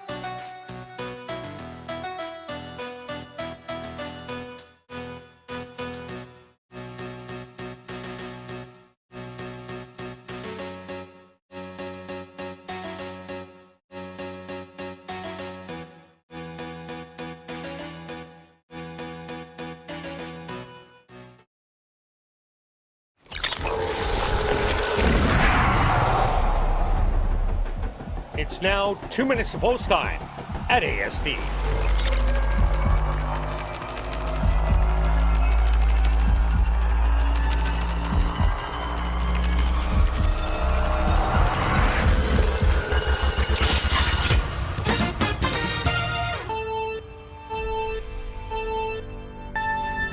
The girls going 6 furlongs. A very talented bunch of fillies and mares in here. There's only 5 horses in here, but a lot can happen. I'm going to land on the top selection of Big Stretch. That's the 2. Surprised on the price. Should be sitting in about 4th, probably 4th behind the speed battle up front, and try to make his patent late move on the outside. If he gets that pace battle, could certainly get up. Others to consider would be the 3, who's the current favorite. She can be the speed, but she can also stalk. If she stalks, takes over, could win it there. So I'll give you 2, 3, and 5. Yeah, Stretch, I also see that pace battle emerging between the 1 and 3 with the 4 close up behind. So I also like the 2 to make that big rally down the lane. Rallied big time last time out going 5. Now they go 6 furlongs. That's a big advantage for Big Stretch. I also like the 4, Damn the Torpedoes. Another horse coming from Golden Gate that do very well in the Wendy Anderson barn. They win at about 80% on their first start. So I like that one. And the 3, Speedy Gigi. I think she might be faster than the 1, Kate's Princess. She gets loose, she can run away. But I'm going to give you 2, 4, and 3. Good luck here in race 3.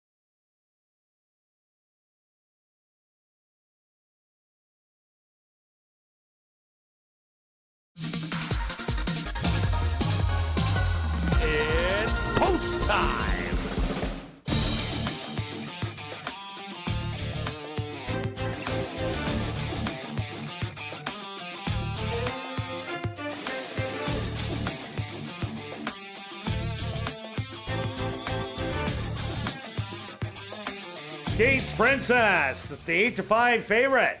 The first one in. Next up, Big Stretch. Walks in. Speedy Gigi's turn from the middle. 2 left to load. Damn the Torpedoes. Now just waiting on Orange Theory.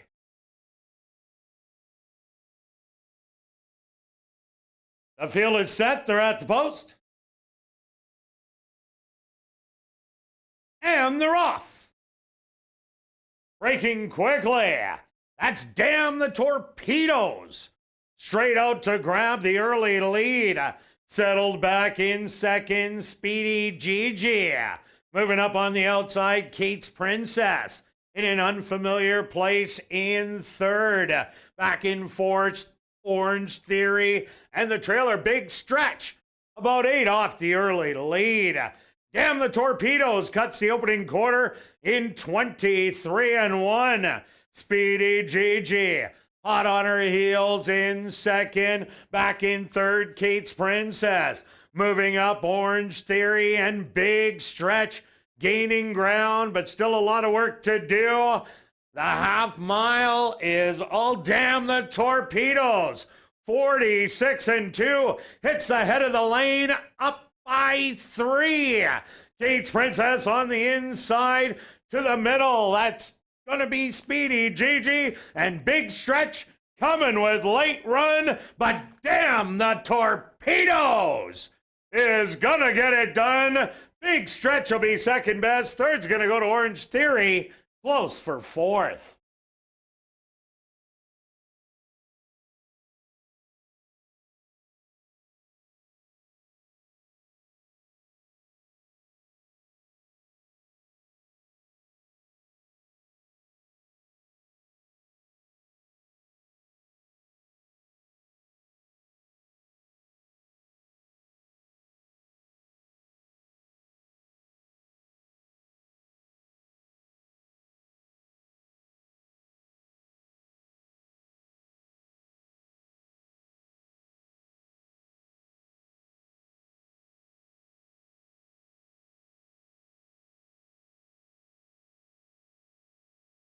The Stewart's supposed to number 4, Damn the Torpedoes. As a race winner, second goes to number 2, Big Stretch. Third to number 5, Orange Theory. And fourth, number 3, Speedy Gigi. They went the opening quarter 23-1, the half 46-2. 5 furlongs, 59 seconds. Time for the 6 furlongs, 112-2.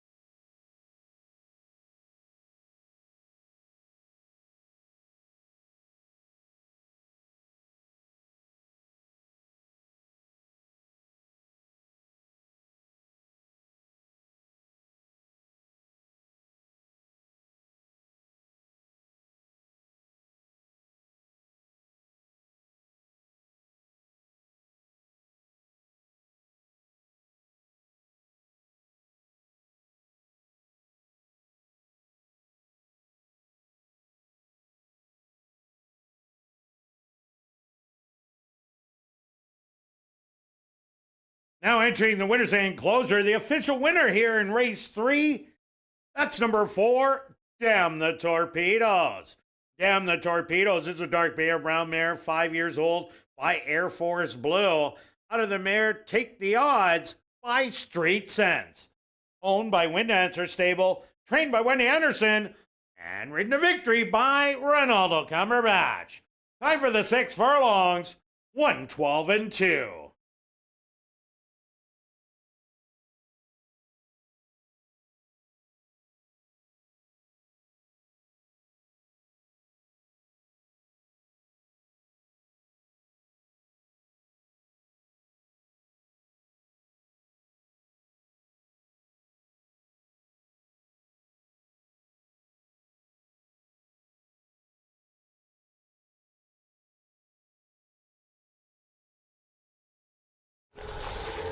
Race 3 is official in the upcoming 4th race.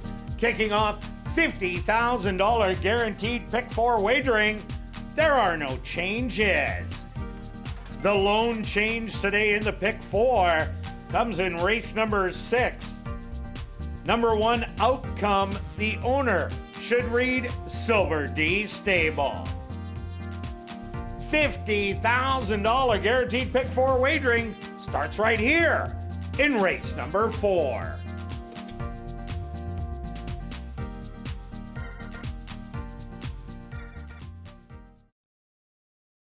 And we've drawn our VIP fan of the night. Congratulations goes out to Roseanne McPherson. That's Roseanne McPherson. Congratulations. You're our VIP fan of the night.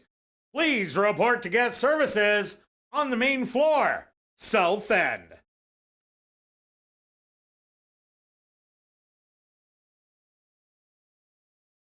Well, besides the excitement of racing and chasing the ace, big events will be staged at the Downs this summer, including the Canada Day Fireworks and Festival, featuring food trucks, artisans, vendors, kids' activities, live music, and a spectacular fireworks display by Campfire Pyrotechnics. Tickets are $10, 5 and under free. Go to asdowns.com for more information.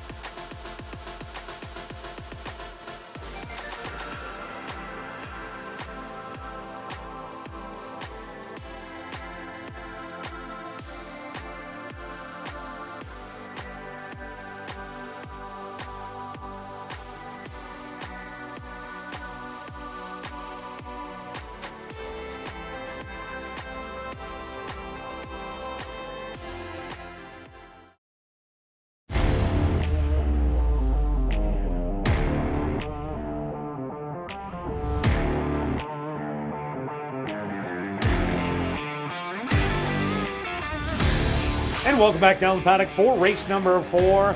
We have a $7,500 maiden claimer from Manitoba, Saskatchewan, North and South Dakota bred. Fillies and mares 3 and up, going 5.5 furlongs. Let's take a look back at race number 3. Stretch, you didn't like that 80% win clip from Golden Gate and Wendy Anderson. I wouldn't say I didn't like it. You made a good point, and that's just why I actually listen to you when you speak sometimes. Yeah, well, I am right beside you, and I'm very loud. You are very loud. It's just a matter of how much I tune you out. The good point was it was a scratch because of the off track for the stake. So they obviously thought this horse could run, found the right spot. Even though I know you liked it, I appreciate that good call on that. And did you think the 4 was going to be on the lead?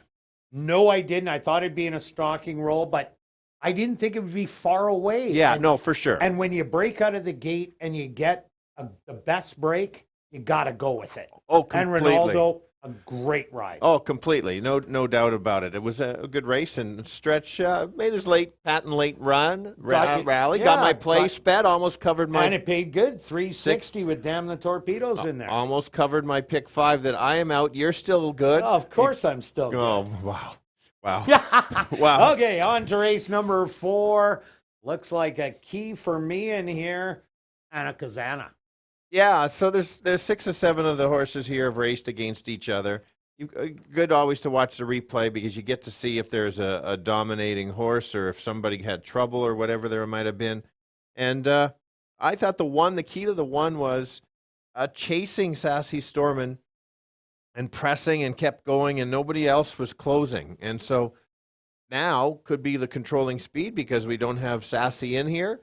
It also showed if somebody else tries to go fast, this one can at least chase and try to take over. It actually gained half a length on the leader. Started in maiden special weight, which I do like, and now has dropped down. Horses that start at the bottom, the trainers and owners are not as high on their potential. So that's, anyway, my top selection. Not getting any value, but you never know. Maybe people will start chasing elsewhere. And this one is wavered in, so you cannot claim it, as it did run for $7,500 at the end of the year. But because it's a breed, it got in for $93.75. And if you're in for that $7,500 or $93.75, as it ended up being, then next year you get to start with the lowest level, which is usually $5,000 if it was open, but it's $7,500 this year for the breeds. And I agree with you on Anna Kozana. She did everything right. Big energy. That's mine and your second selection. Has beaten Anna Kozana, but Anna Kozana did all the work against the eventual winner, Diane's Wish, that race, and got caught late. And big energy did the stalking. Is the horse good enough to beat Anna Kozana? Yes, it is. But I think Ronaldo Cumberbatch, who just won the last race on Damn the Torpedoes, goes to the front end, plays Catch Me, and I just don't think they will. Yep, that's fair. And now I'm looking for a price similar to yourself, different angles, horses that have only had one start or a couple, and that's the 6. Started for the maiden special weight level. We saw that a few of these did, and then they had to drop. And so this horse obviously didn't show much at all, wasn't bet, but adds blinkers.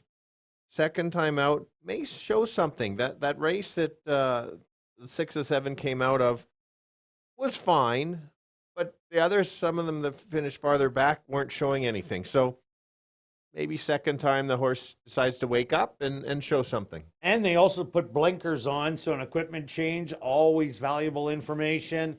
Another horse that I like in here, number 2, Milan, Ohio.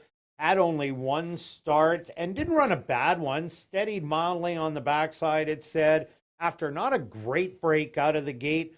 But Mike Taphorn puts in a 5/8 work right after, trying to tighten the horse up a little bit more. Probably needed that work. So I think this horse will gain a few lengths. And if that is the case, was only 3 lengths off of third that day. So I think Milan, Ohio has room for improvement. And you're getting 11-1. For sure. And then let's talk about the 4. This horse chased along the rail last time and did tire, but it was only the first start of the year. So every reason to improve. Again, maybe the right spot. Lewis may have this horse in the right spot. Maybe sneak up, finishing second or third or even fourth. And it is a, superfecta race. So could use that. Also look at number 7, Going Gorgeous, was the 4th place finisher behind Anakazana and Big Energy. And they had a tongue tie on today. Going Gorgeous was well bet in her debut last year, but didn't live up to the billing. Has been beaten by Anakazana and Big Energy now 3 times. Maybe the tongue tie will be the difference, but it definitely has to run way better to get up there.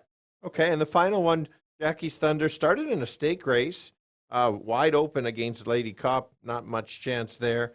Again, another one of those that this is where the long shots show up. One start, maybe the second start of the year as a 3-year-old might be the difference again.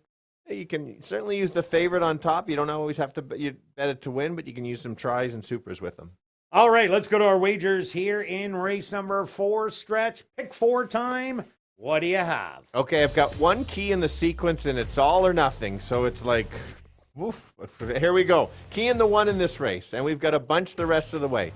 1, 4, 5, 6, 7, with 2, 5, 6, 7, with 2, 3, 4, 6, 8. Let's bring in the 1, Kirt. A nice even $100 for you. Myself, I also keyed the 1. Then I took 5, 6, and 7. Then I used Stretch's all button, as I thought there were several that could get it done. And I'm going to round it off with 2, 3 in the end. That'll cost $42. Good luck with all your wagers here in race 4, and we'll see you back for race 5.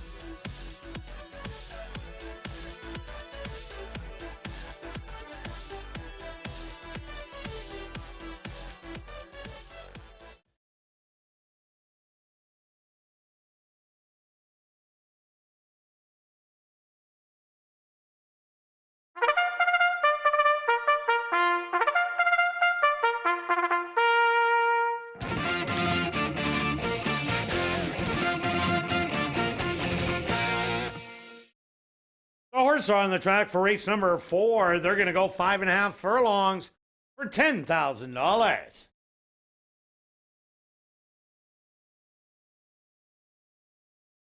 Number 1 is Anakazana, owned by Larry Falloon, Anderson Livestock Stable, and Shelley Brown, trained by Shelley Brown with Ronaldo Cumberbatch. Number 2 is Milan, Ohio, owned by Pat Murphy, trained by Mike Taphorn with Ronald Alley.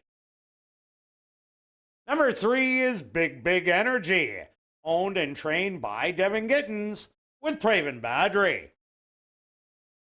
Number 4, that's Rye Bread, owned by Trent Height, trained by Michael Rowe with Dwight Lewis. Number 5 is Jackie's Thunder, owned by 2 Points Ranch, trained by Blair Miller with Neville Stevenson.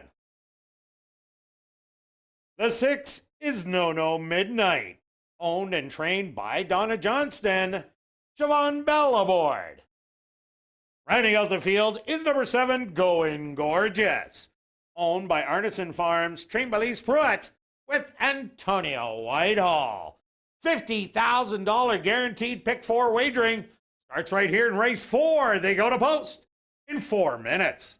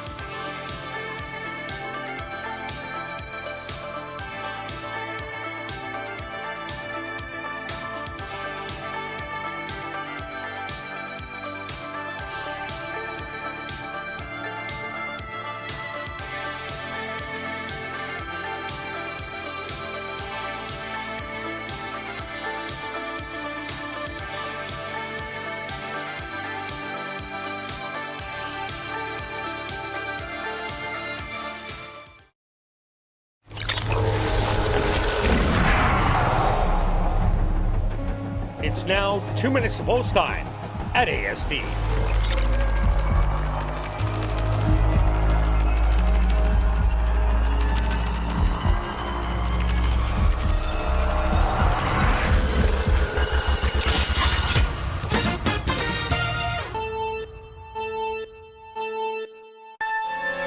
All right, the girls going claiming for 7,500, going 5.5 furlongs for maidens, horses that haven't won a race. I'm going to land on the favorite. 7-5 is what you got to expect. She's beaten 5 or 6 of these horses in here.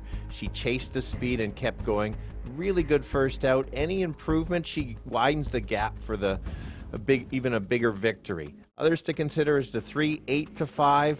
I thought the 3 is going to get a nice trip. If somebody goes after the 1, could sneak in there. You want a long shot? The long shot in here is the 6 at 16-1. Only 1 start. Every reason to improve. Let's go 1, 3, and 6. Yeah, Stretch, I'm with you with number 1, Anna Kozana. I think this is the speed of the race. Ronaldo Cumberbatch, we just seen win on Damn the Torpedoes, wire to wire. And I'm expecting the same result in here. Big energy, has been the big threat to Anna Kozana. Beating her at the end of last year, but this year ran right behind her by a couple lengths. So I'm all 1 and 3 and throwing the 2 for third. Good luck here in race 4.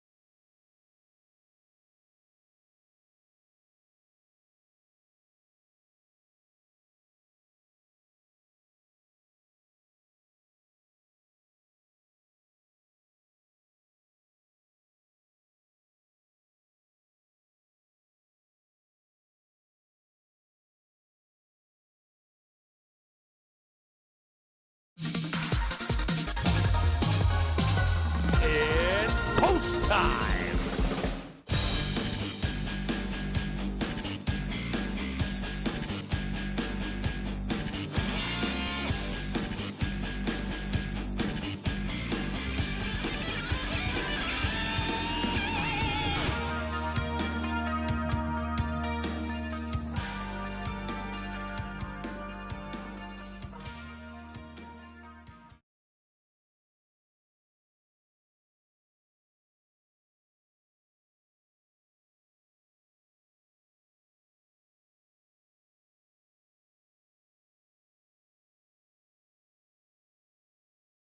Anna Kozana, the less than even money favorite. First to go in the starting gate. Milan, Ohio is in. Anna Kozana, a little fractious.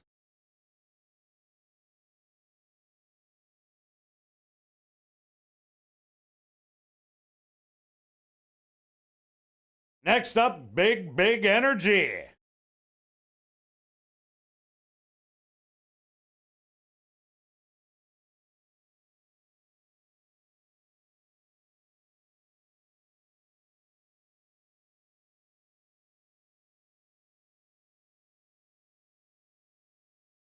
Big Energy will be loaded with Outrider Praven Badgery. Once Big Energy is in the gate, Praven will climb back aboard.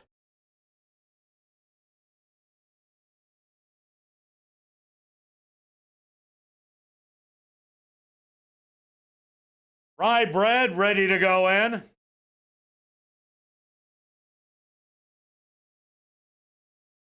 Next up, Jackie's Thunder.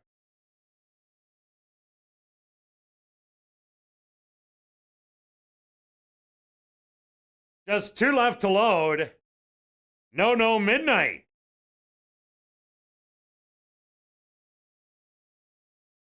Now just waiting on Going Gorgeous to the outside.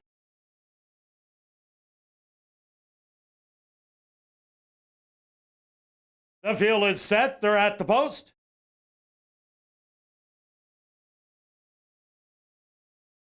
Anna Kozana, a little fractious. And they're off. Spotting them at the start was Milan, Ohio.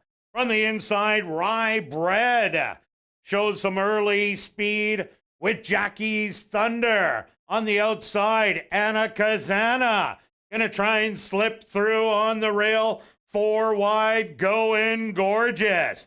Milan, Ohio, right in behind them with Big Energy with a pile of horse. Nowhere to go, and No Midnight, the early trailer.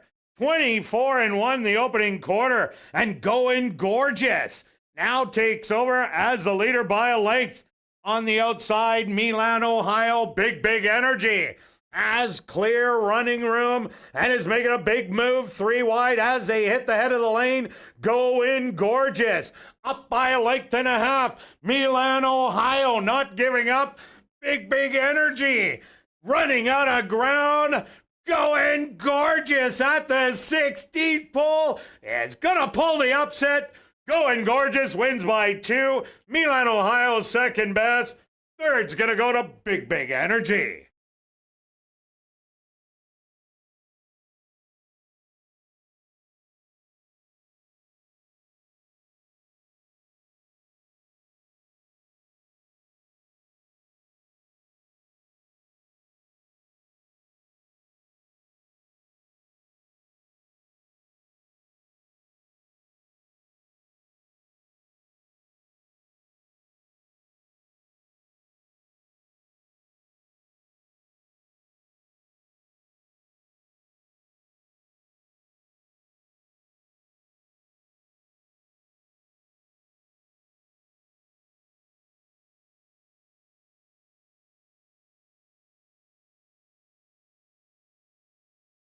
The Stewards are posted number 7, Going Gorgeous as your race winner. Second goes to number 2, Milan, Ohio. Third to number 3, Big Energy. A photograph has been called to determine the 4th place finishers. They went the opening quarter 24-1, the half 48-4, 5 furlongs, 101-3. Time for the 5.5 furlongs, 108 and 2.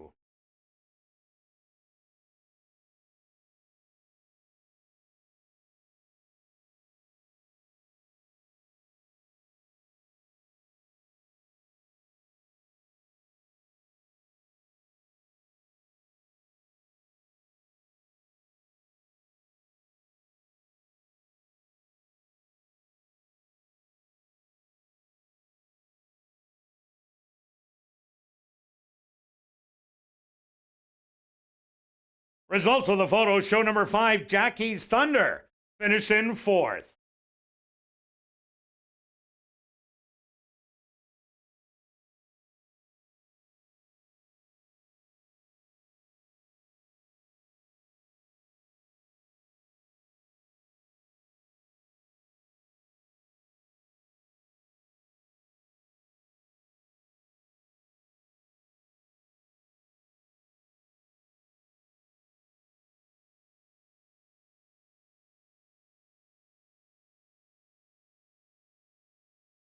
Now entering the winner's enclosure, the official winner here in race 4, that's number 7, Going Gorgeous.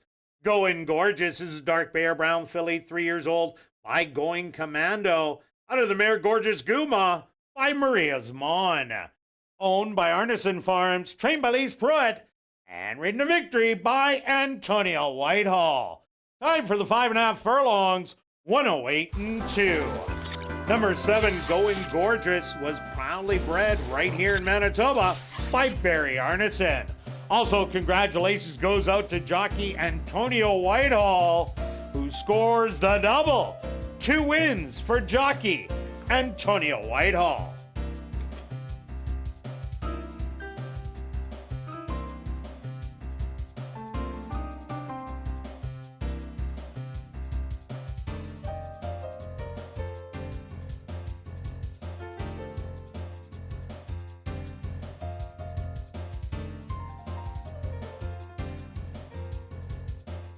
Race 4 is official in the upcoming 5th race. Our VIP Fan of the Night purse, there are no changes. Post time for race number 5 in 18 minutes. Just a reminder that if you are new to racing, to download the new Dark Horse Bets app. All new account signups will receive a free $30 deposit to their account. Dark Horse Bets app was designed for people new to horse racing, making wagering simple with smart picks predictions available for all races. Get your free $30 now by signing up for Dark Horse Bets. Scan the QR code on the front of your program.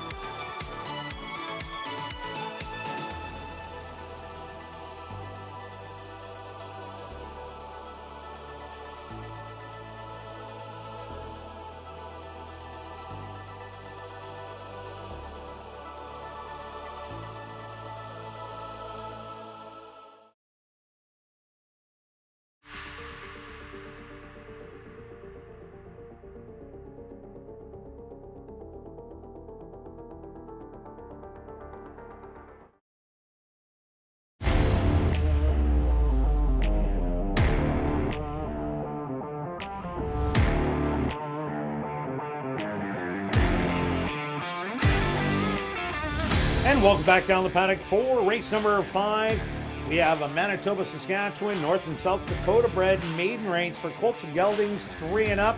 This is maiden allowance going 5.5 furlongs.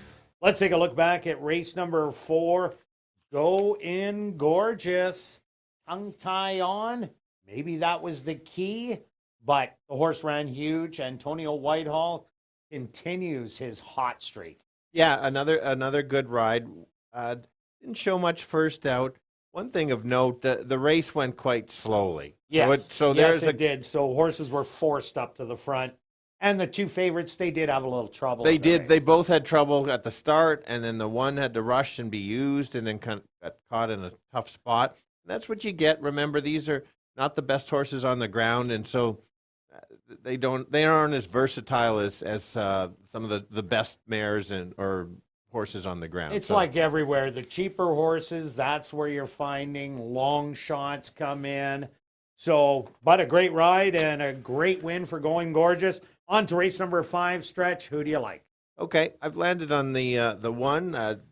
They must like your selection. You've got the Kirt Army. I didn't think this horse would be going off at 9-2, but I will take it.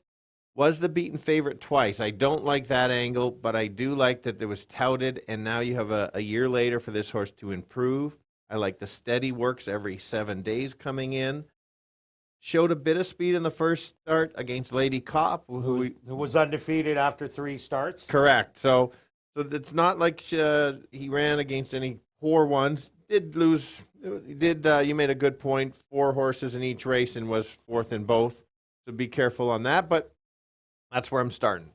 Yeah, and I'm going to the far outside. I'm going to number 7, Break On Through. Yes, it ran for 7,500 in its last start, but they added blinkers, and the horse ran really, really well as Amma Star went to the front. Break On Through, challenged throughout, and then just got a little tired in the end. And that race, I thought, was good enough for this jump up to the maiden allowance. Getting 8-1 right now off a horse that ran big. For sure. And now my second selection is the current favorite right now. I think the board's going to change all over. Went with the 4, pressed Private Frank last time out. We saw Private Frank win the other day, and I just liked it pressed. I know your 5 also did the same thing.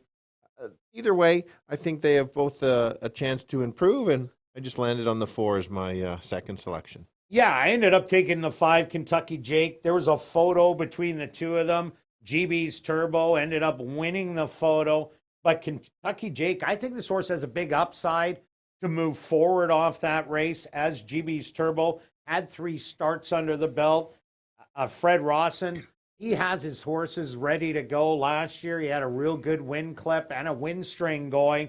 So far this year, has sent 3 to the track, has a second and a couple of third-place finishes. Kentucky Jake had no prayer first time out, as it did go a mile in the Buffalo. Throw that one out. A better race last time. Improvement. Definitely a shot to win. That's why right now, co-favorite at 2-1. Yeah, and we both have the 6s are kind of trouble-lined horse and a 4-year-old, which is always good going against a 3-year-olds. It says broke slow. It failed to say that it almost jumped the guardrail. The extension arm first. Correct, yes. And then got going and then ran basically evenly. The winner won by 10. So you take that right out. The horse lost more than 8 lengths in that race. So that puts the horse right in the mix. Was racing against Open. Only 1 start, every reason to improve. I wouldn't leave this one out. Well, especially when you have a horse that's up by 6 or 7, you're 15 lengths behind. Kind of disheartening for the rider. I don't know if they put the 100% effort in. I don't care what track you're at. So going success. Jafafa did come back against Private Frank. They had one heck of a stretch duel. That Private Frank ended up lasting for the win. Another horse to take a look at, number 3, Valid Defense. They also added blinkers for the first start of the year. And the horse sat back last in the field, made a little bit of move, ended up getting beat by 11.25 lengths. But that was only 2 lengths behind GB's Turbo and Kentucky Jake. If this horse can move forward, that's why it's 6-1. I think it can move forward. Yeah, and let's take a look at the 2 for a few reasons. One, it's the longest shot. 2 went off at 3:20, basically 3-1 against Private Frank. Didn't run that well, but obviously there was something in the mornings that they liked. We saw Elise Pruitt win last race, second off a layoff. So you go from 3-1 to 25-1. That's what's called an overlay. Yes, and I would have liked to see a little equipment change Fair. or something on that to make it a little more presentable in here. All right, let's go to our wagers here in race number 5. Stretch, what do you got?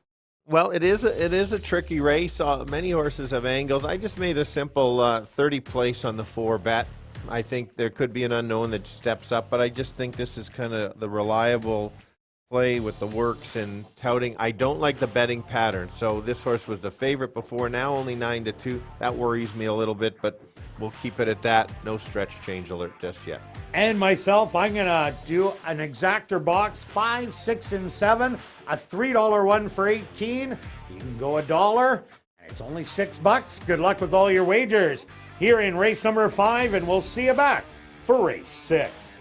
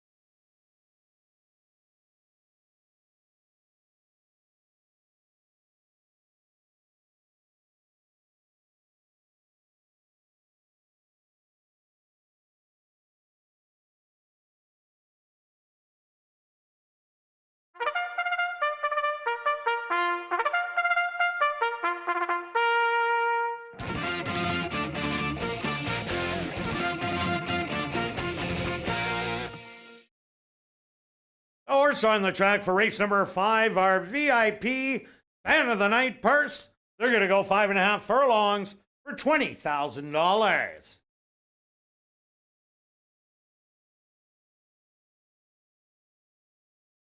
Number 1 is Royal Commando, owned by Christina and Oslin Bell, trained by Shelley Brown with Antonio Whitehall. Number 2 is Timber's Legacy, owned by Arneson Farms, trained by Elise Pruitt with Sven Balrup. Number 3 is Valid Defense, owned by Wendy Anderson and Keith Wright, trained by Wendy Anderson with Neville Stevenson. Number 4 is GB's Turbo, owned by Henry Witt Jr., trained by Jerry Gorno with Siobhan Bell. Number 5 is Kentucky Jake, owned by Al Daly Estate Stable, trained by Fred Rawson with Demario Bino. Number 6 is Going Success, owned by Jerry Lambert and Lynn Matthews, trained by Tom Gardapi Jr. with Ronald Alley. Rounding out the field is number 7, Break On Through, owned by 2 Points Ranch, trained by Blair Miller with Tim Tarasenko. Our VIP Fan of the Night purse. Here in race number 5, they go to post in 3 minutes.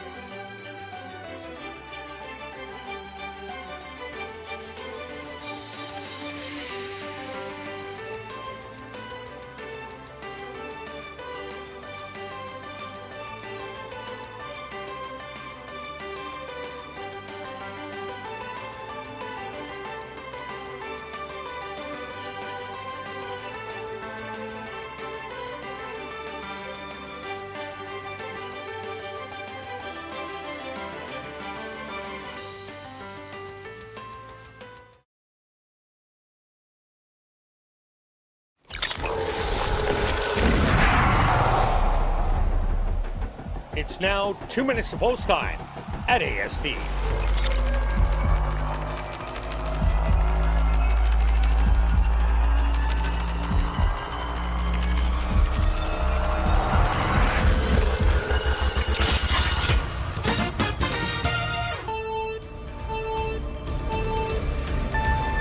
Here we go, another maiden race. Horses that haven't won, looking for their first win. But the boys going 5.5. I'm going to start with the 1. Was the morning line favorite. Very cold on the board. I do like the last workouts coming in. Looks like the horse is ready, but not according to the betting angle. So use that one. Another one, the 4 horse. Dueled last time. Ran a nice second.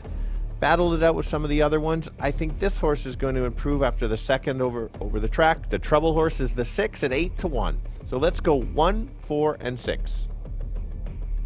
Yeah, Stretch, I look at it a little different in here. I'm looking at the 7 break on through. 9-1 on the board. Ren really good for 7,500. Pressing the leaders and just got a little tired late. It's not like there's a lot of speed in here. GBs and Kentucky Jake do have some, but this horse might be able to stick around, and after that good race, I think can get a piece. I also like the 5 Kentucky Jake. Ran a big third last time out, beaten in a photo. And the 6 Going Success. This is a massive drop in class, and you're getting 8-1. Good luck here in race 5.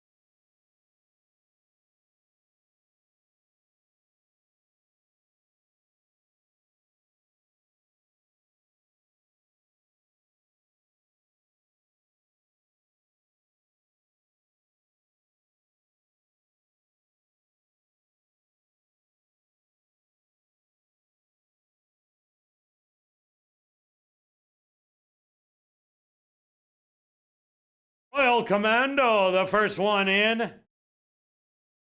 Timbers Legacy, also in.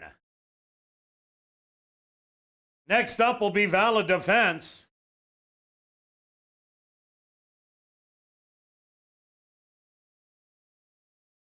GB's Turbo walks right in. The current 9-5 favorite, Kentucky Jake.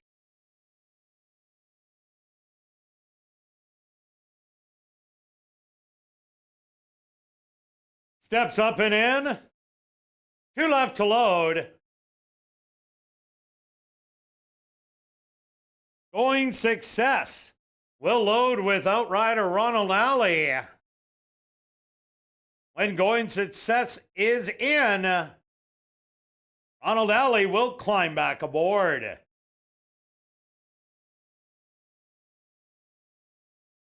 And now just waiting on Break On Through to the outside. They're all set. They're at the post. Royal Commando a little fractious.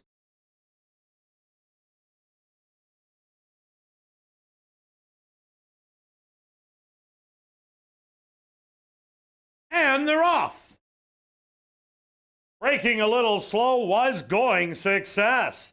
From the inside, Timbers Legacy quickly goes out, grabs the lead by a length.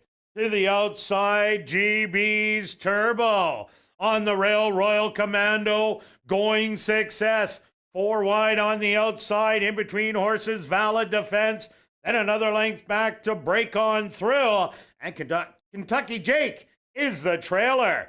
23-2, the opening quarter. Well bunched. 3 wide, making a bid, Going Success.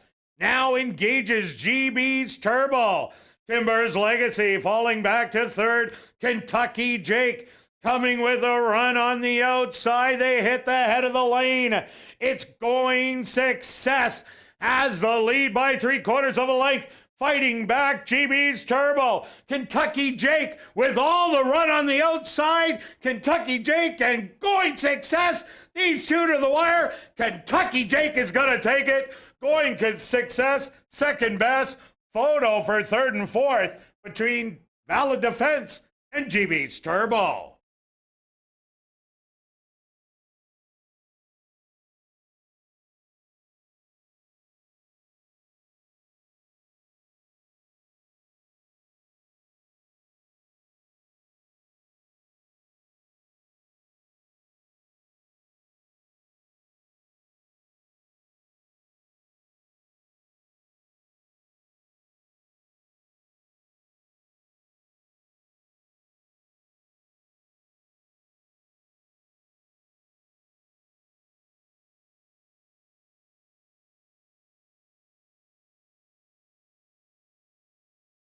The Stewart's opposed to number 5, Kentucky Jake, as your race winner. Second goes to number 6, Going Success. A photograph has been called to determine the show position. They went the opening quarter 23-2, the half 47-4. 5 furlongs, 101. Time for the 5.5 furlongs, 107-4.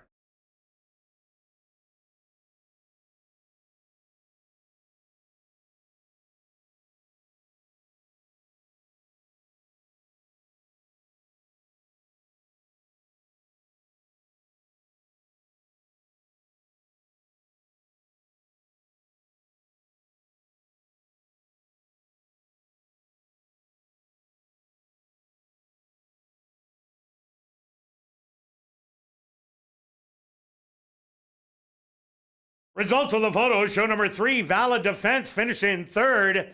Number 4, GB's Turbo, finished in fourth.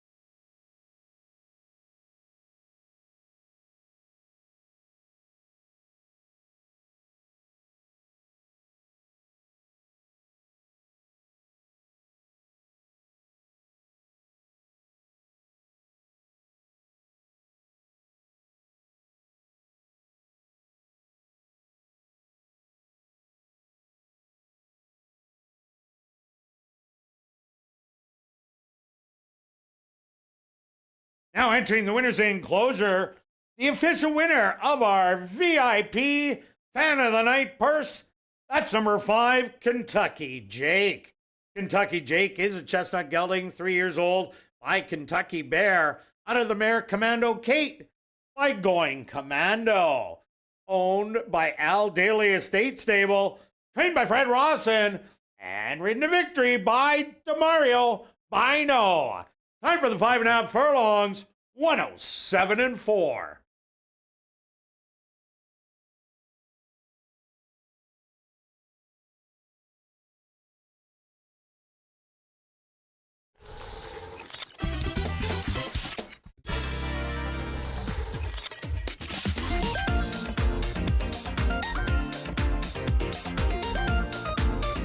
Race 5 is official in the upcoming 6th race.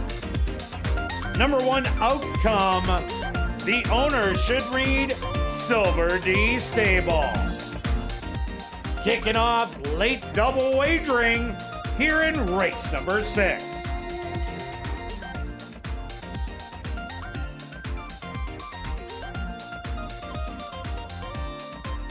And just a reminder to get your Chase the Ace tickets for our new weekly draw.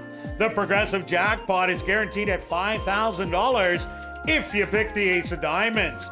Tickets start at $5 and are available online at asdowns-cta.com or in person at guest services on the main floor or at the VLT cashier's cage on the 2nd level. The weekly draw takes place Thursdays at 11 a.m. Proceeds do support community charities, including Final Furlong, the Winners Foundation, Manitoba Indigenous Cultural Education Center, and Indigenous Languages of Manitoba, and the Manitoba Lung Association.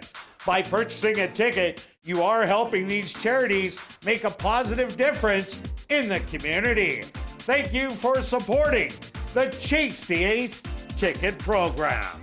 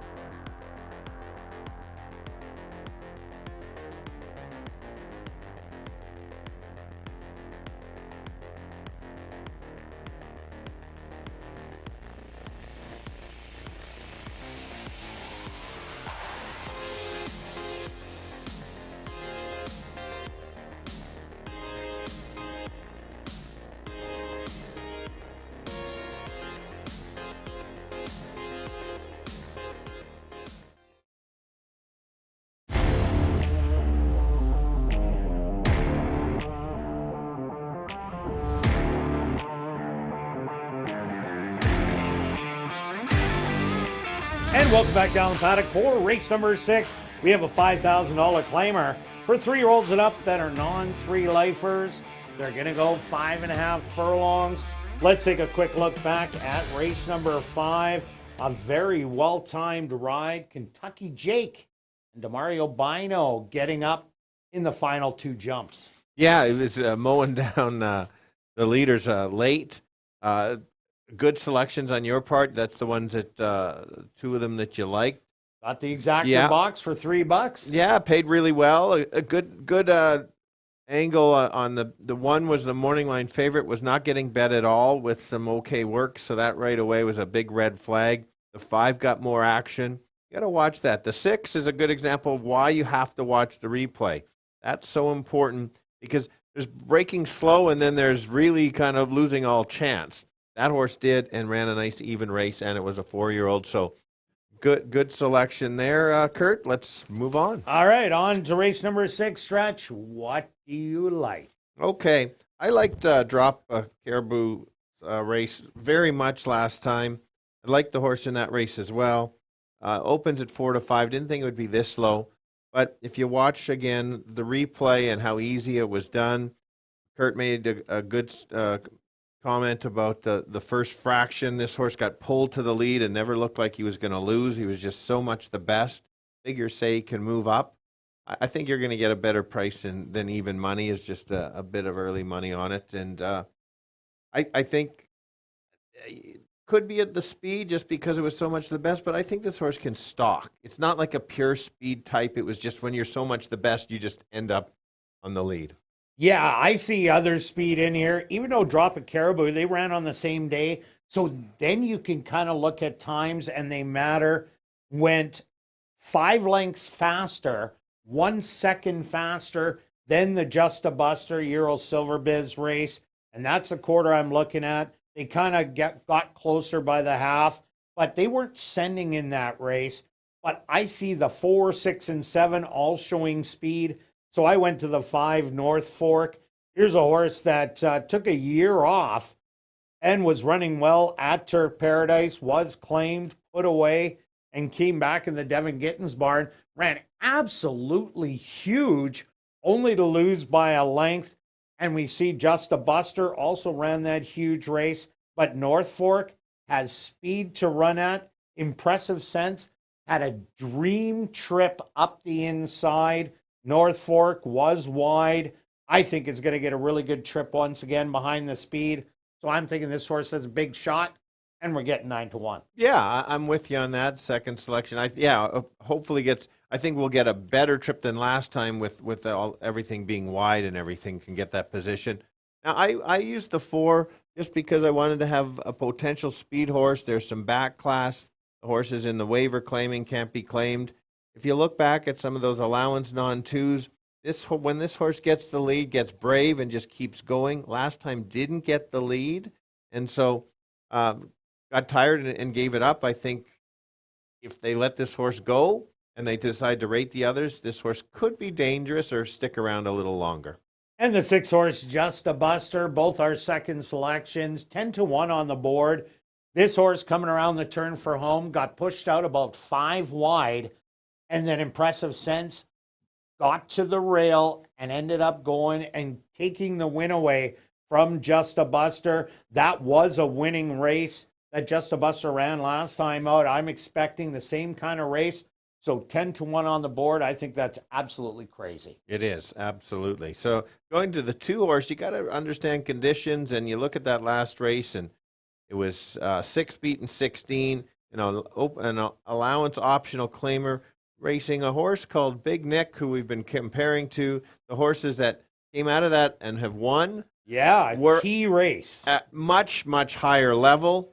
I think that was more of just a tightener to find a race and get the horse in used to the running at the track. Now back to where the horse belongs. I think you're going to improve. I think 11-1 is far too high of a price. And so a horse certainly to consider. Yeah, this is taking a massive drop. The 3rd place finisher won a first level allowance. Big Nick won the stake race, the overnight stake. Trumpum ran 5th in this race, came back to win. And I looked up the 4th place finisher, and it ran third, and a really good third. So Destiny 1 coming out of that and dropping all the way down here. Might want to jump on 11-1. I'm going to take a look at number 1, Outcome. Outcome offered speed last year after coming from Oaklawn Park.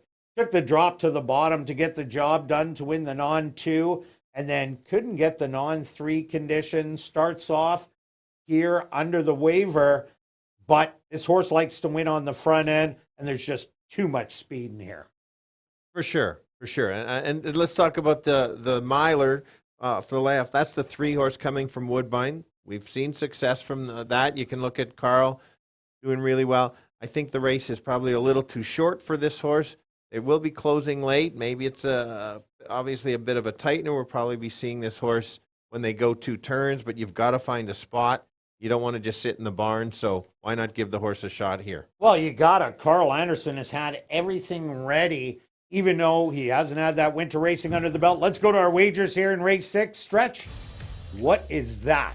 That is not 496. I was going to say. That is not. It's 96. So $96. Yes, right. $96. So when there's a high five carryover, I play the other courses. $4,500 carryover. Correct. And so I'm taking a shot because there's all that dead money. Yesterday it should have went. I think you're going to get at least that. So we got 2, 5, 6, 7 with 2, 5, 6, 7 with 2, 5, 6, 7.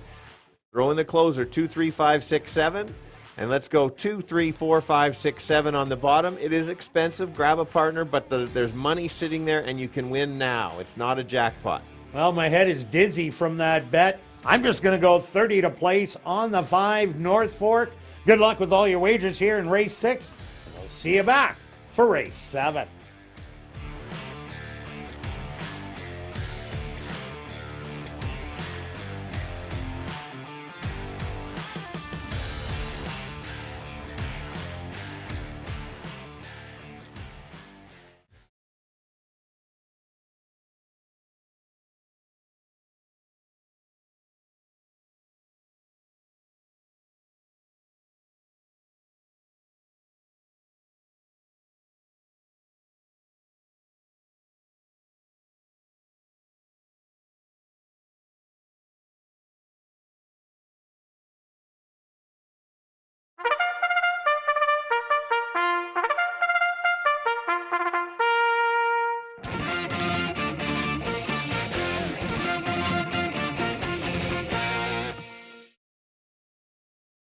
The horses are on the track for race number 6. They're going to go 5.5 furlongs for $10,200.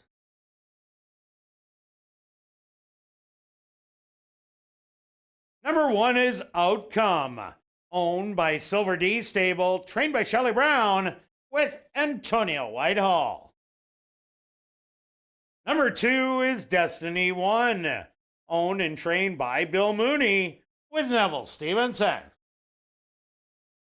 Number 3 is Merrimack, owned by Tom Boyko, trained by Carl Anderson with Tim Tarasenko. Number 4 is Euro Silver Biz, owned by Wind Answer Stable, trained by Winnie Anderson with Jorge Carreño. Number 5, that's North Fork, owned by Pink Cloud Racing, trained by Devin Gittins with Siobhan Bell.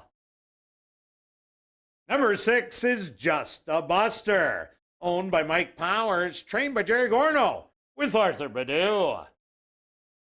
Rounding out the field is number 7, Drop a Caribou, owned by Black Diamond Stable and Kenneth Lee Gardepy, trained by Tom Gardepy Jr.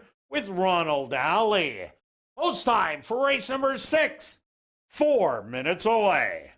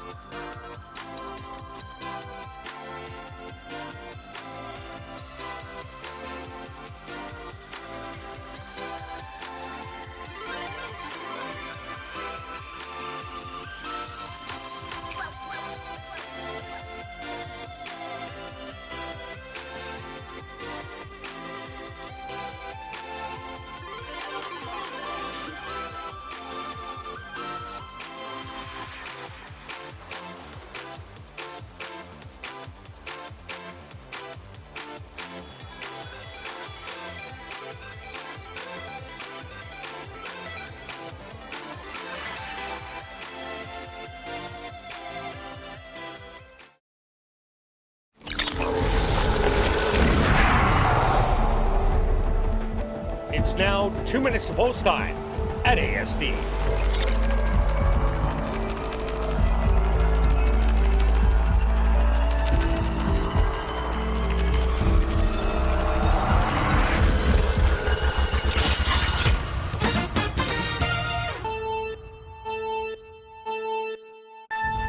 All right, the boys going 5.5. Horses that have not won 3 races lifetime. I'm going to start with the favorite.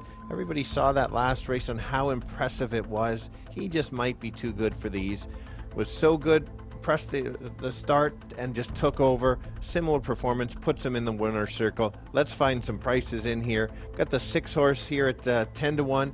Ran too good of a race to lose last time. If gets that trip, sits behind, doesn't have to be so wide, that could be there. The speed of the race, it may try to steal it. That's the 4 at 9 to 2. I do like the 7 the best, but let's go 7, 6, and 4. Yeah, Stretch, I see a log jam happening on the front end between 4, 6, and 7. So I like number 5, North Fork. North Fork had a good race last time out, was off for a full year coming in. So I expect this horse to run even better today. Throw in number 6, Just a Buster. Should have won this race last time out. Pushed wide. Horse went up the rail and got the win. And I do like number 7, Drop a Caribou. I'm going to give you 5, 6, and 7. Good luck here in race 6.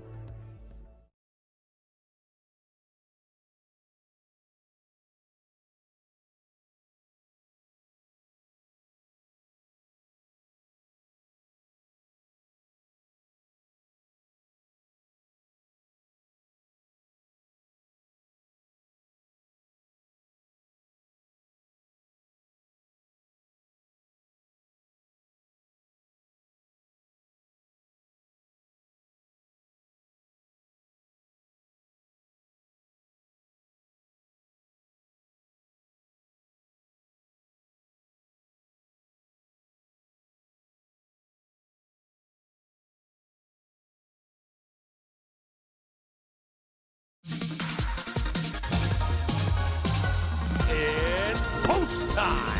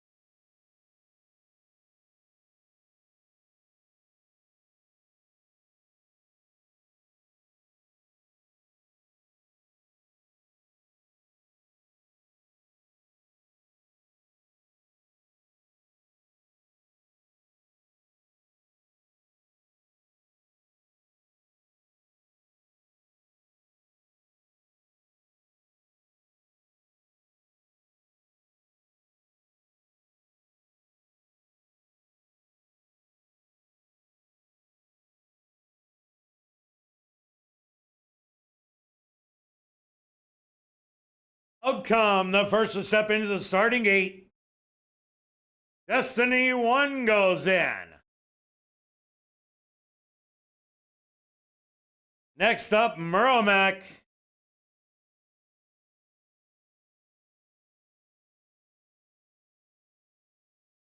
Euro Silverbiz from the middle.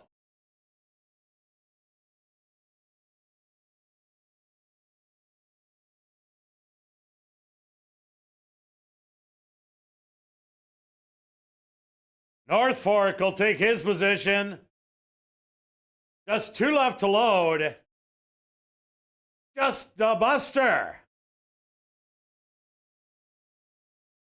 Now just waiting on the 1 to 2 favorite. That's Drop a Caribou on the outside.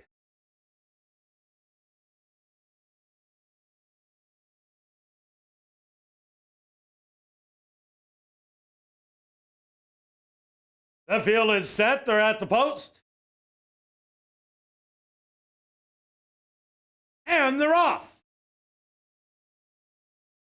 From the inside, Merrimack shows a little bit of early speed, but on the outside, Drop a Caribou and Just a Buster. They're banging it out early. Euro Silverbiz settles into third. Another length and a half back.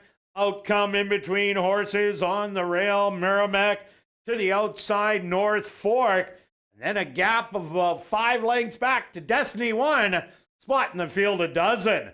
The opening quarter, 23 seconds. It's Just a Buster with the lead. Drop a Caribou with a lot of horse. Now engages. Just a Buster making a 3-wide move. That's North Fork. Euro Silverbiz still close up. They hit the head of the lane. Just a Buster and Drop a Caribou. North Fork 3 wide, eating up ground late. Drop a Caribou. And it's North Fork. Drop a Caribou is gonna get the win. North Fork is second best.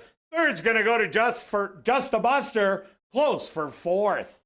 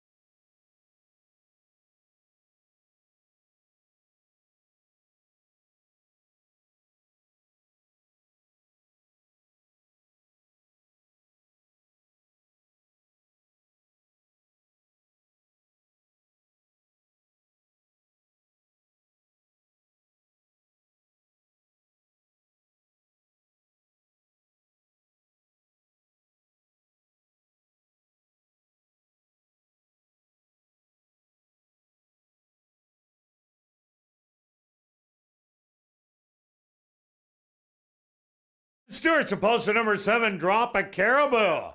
Adds a race winner. Second goes to number 5, North Fork. Third to number 6, Just a Buster. Fourth to number 3, Merrimack. And fifth to number 4, Euro Silverbiz.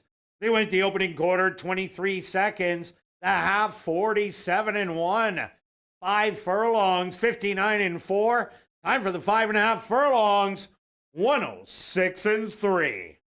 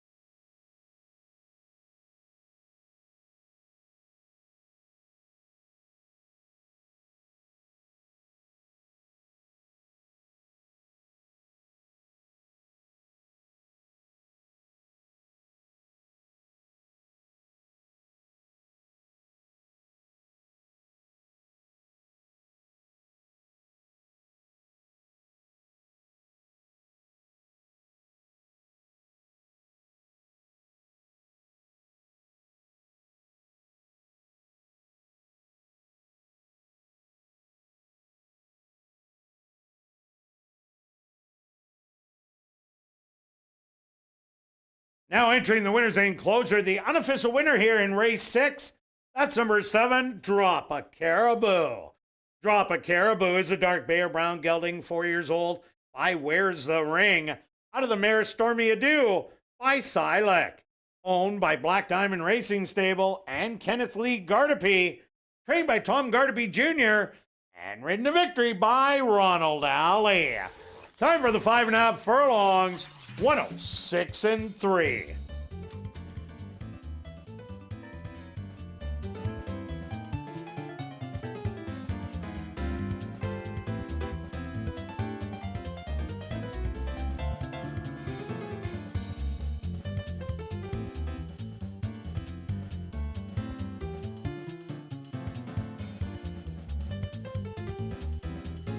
Race 6 is official in the upcoming 7th race.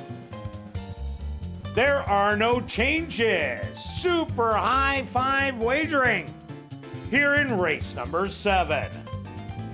And after the final race, be sure to head up to the clubhouse where our popular Crazy Hour kicks in.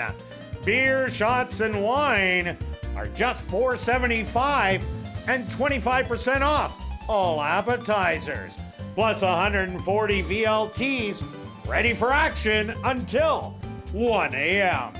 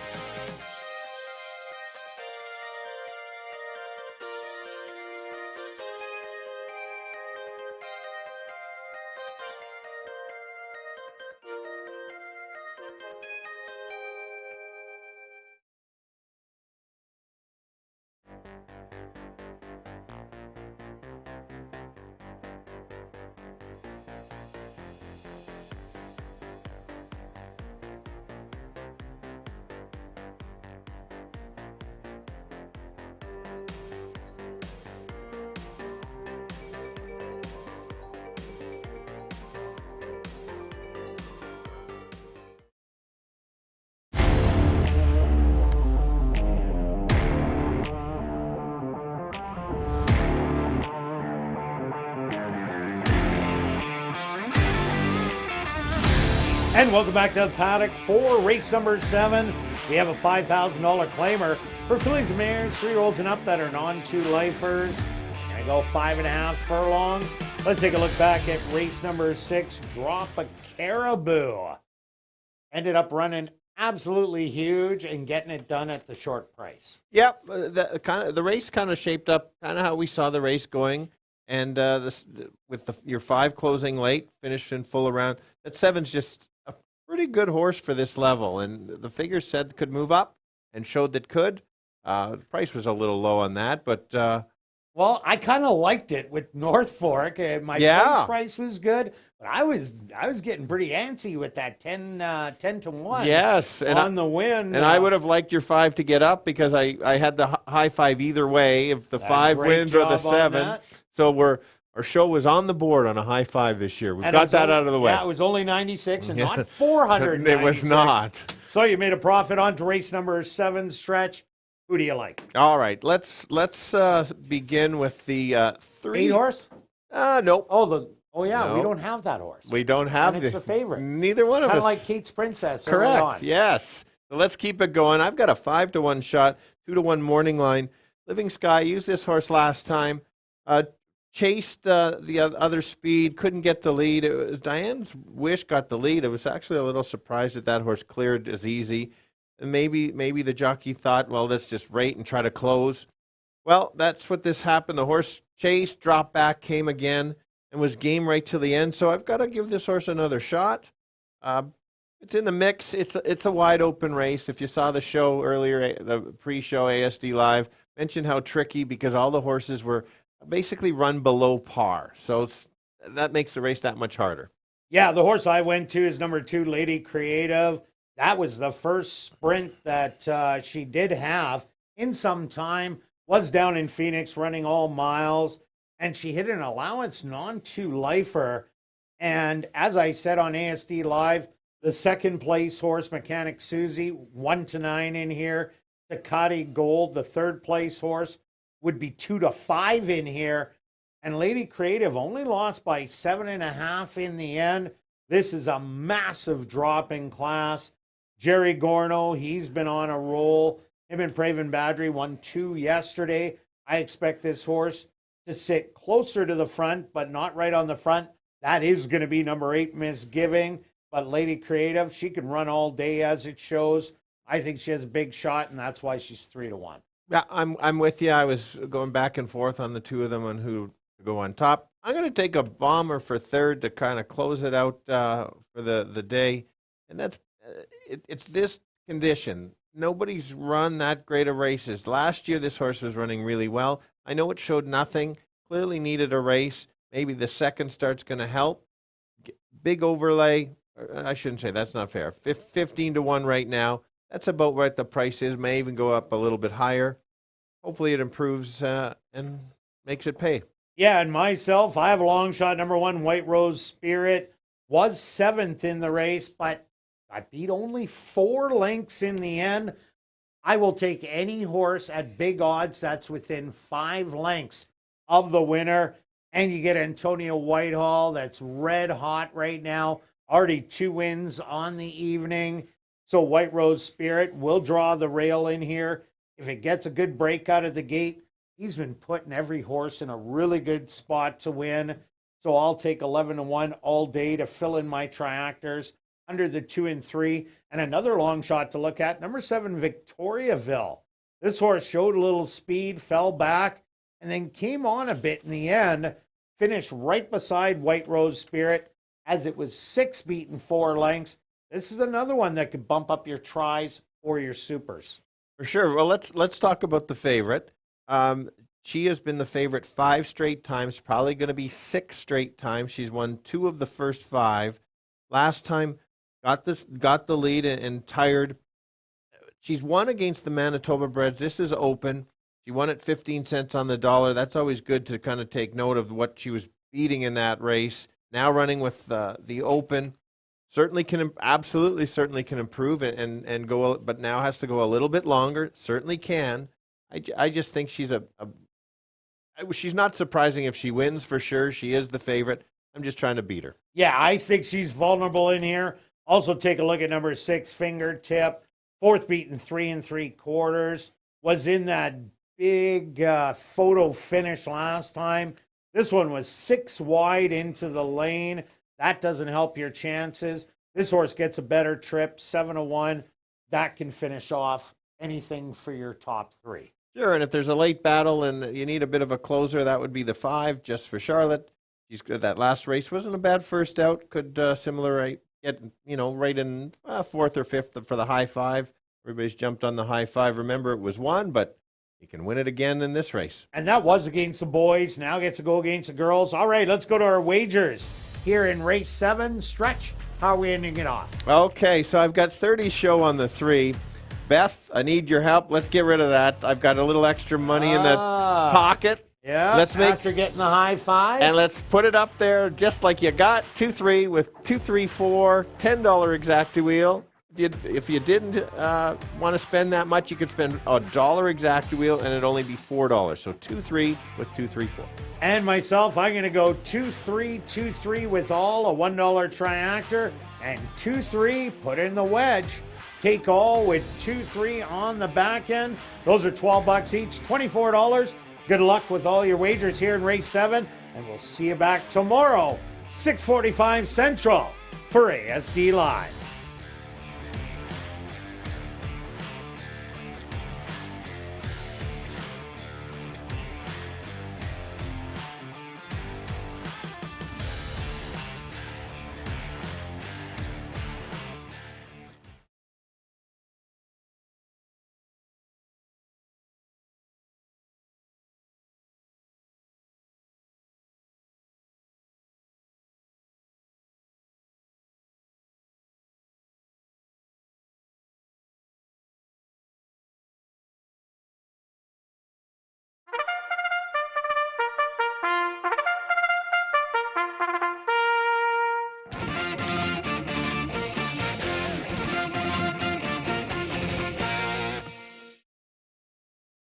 Horse on the track for race number 7. They're going to go 5.5 furlongs for $10,100.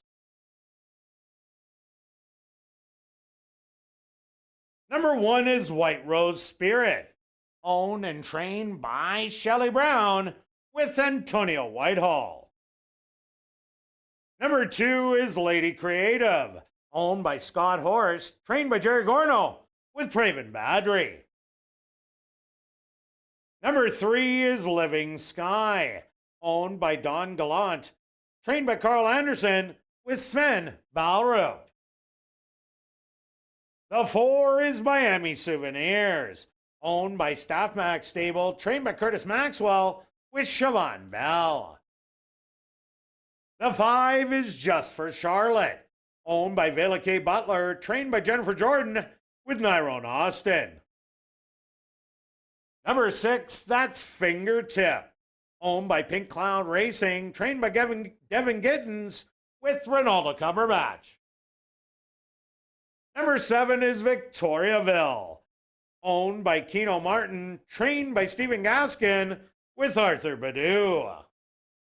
Rounding out the field is number 8, Misgiving, owned by Misunderstood Stable, trained by Devin Giddens with Demario Bino. Super high 5 wagering here in race 7. Go to post in 3 minutes.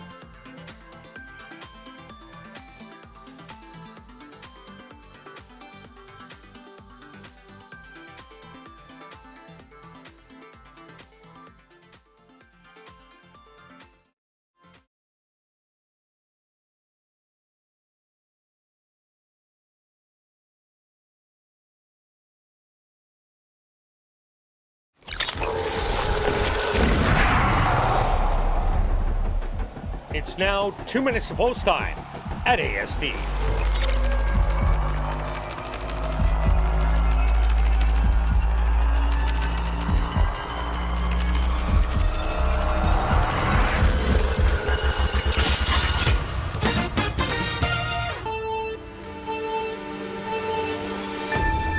All right, the girls close it off tonight, going 5.5 furlongs that have not won 2 races lifetime. Basically, as you can see on the board, we've got 3 favorites. Let's start with the 3. She ran a nice first race off a 6-month layoff, chased and then came back on. I think a similar effort puts her right there, should improve. Another one to consider, was outclassed last time, back where she belongs. She could be right there. The long shot to help maybe the trifecta pay something would be the 4. Needs to improve after that poor first effort, but it can happen at this level. Let's go 3, 2, and 4. Yeah, Stretch, I like your same top 2, the 2 and the 3, but I like the different order. I like 2 Lady Creative on top, a massive drop in class out of the allowance non-2 lifer into this $5,000 level, missed the 10. So I think this horse will be sitting close. Jerry Gorno and Praven Badri, they hooked up for 2 wins yesterday. Living Sky did beat the 8 Misgiving last time out. I expect it to go forward, and I'm throwing in the long shot, number 1, White Rose Spirit. Antonio Whitehall on fire and gets the rail. 2, 3, and 1. Good luck here in race 7.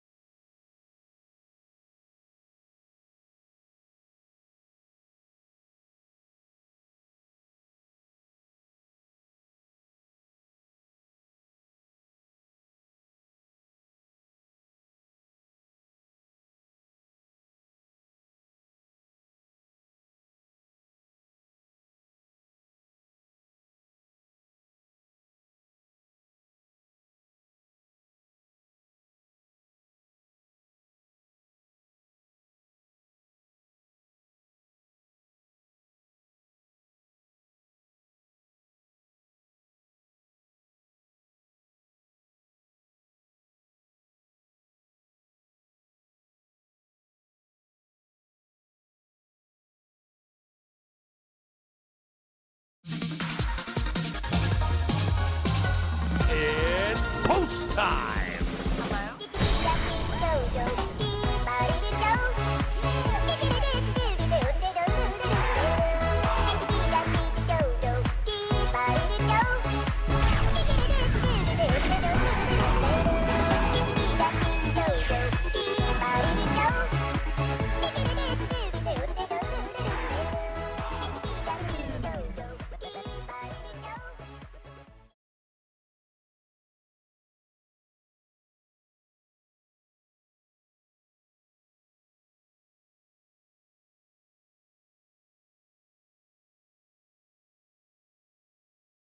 White Rose Spirit leads them in for the nightcap.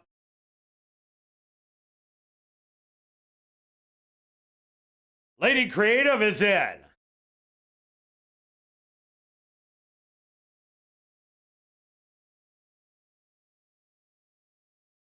Living Sky's turn.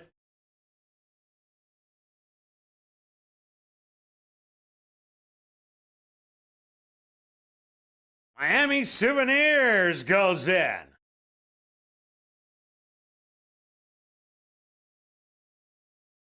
Next up, Just for Charlotte.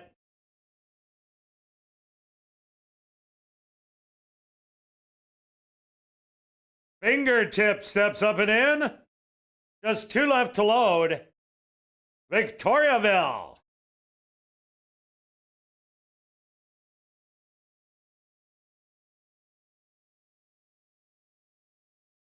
And just waiting on the co-favorite, Misgiving, to the outside. They're all set. They're at the post.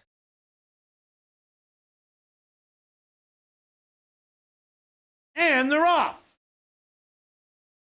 Breaking in a bit of a tangle was Just for Charlotte. On the outside, as expected, Misgiving goes right out to control the early fractions.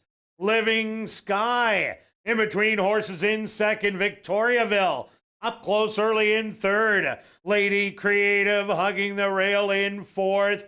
Back in fifth, Fingertip and White Rose Spirit racing as a pair. Another length back, and that's going to be Just for Charlotte. After the poor beginning, Misgiving cuts the opening quarter, 23-3, and opens up by 2.5. Living Sky on the inside in second. Victoriaville on the outside in third. Coming up the rail, Lady Creative has more to offer. Misgiving, 47-3 to the half. The strides are shortening. On the inside, Lady Creative. On the outside, Living Sky. Making up leaps and bounds. Miami Souvenirs, and on the far outside, Just for Charlotte. Photo finish. Very close here in the nightcap between Lady Creative, Just for Charlotte, and Living Sky.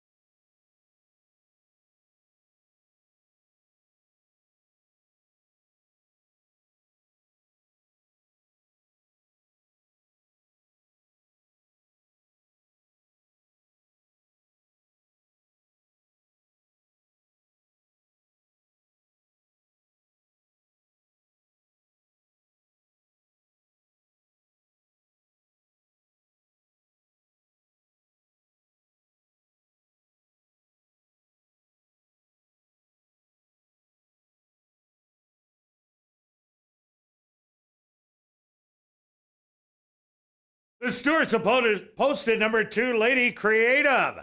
As your race winner, a photograph has been called to determine the place and show positions. They went the opening quarter 23-3, the half 47-3, 5 furlongs, 101-1. Time for the 5.5 furlongs, 108-1.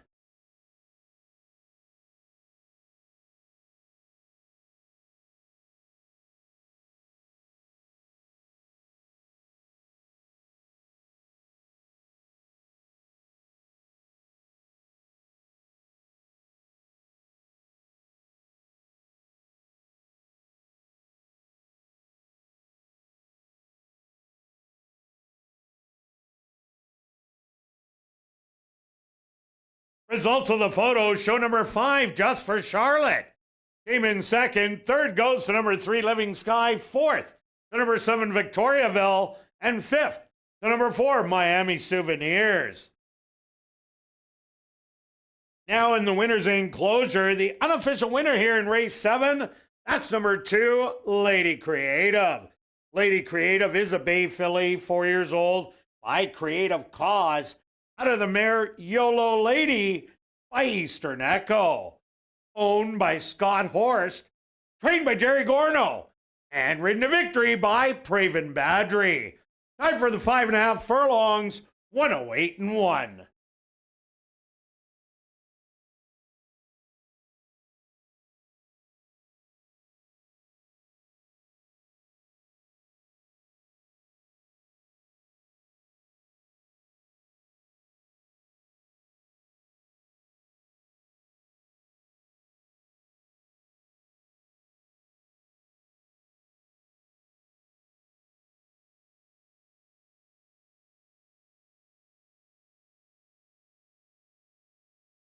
Well, now head up to the clubhouse to enjoy Crazy Hour on the second level.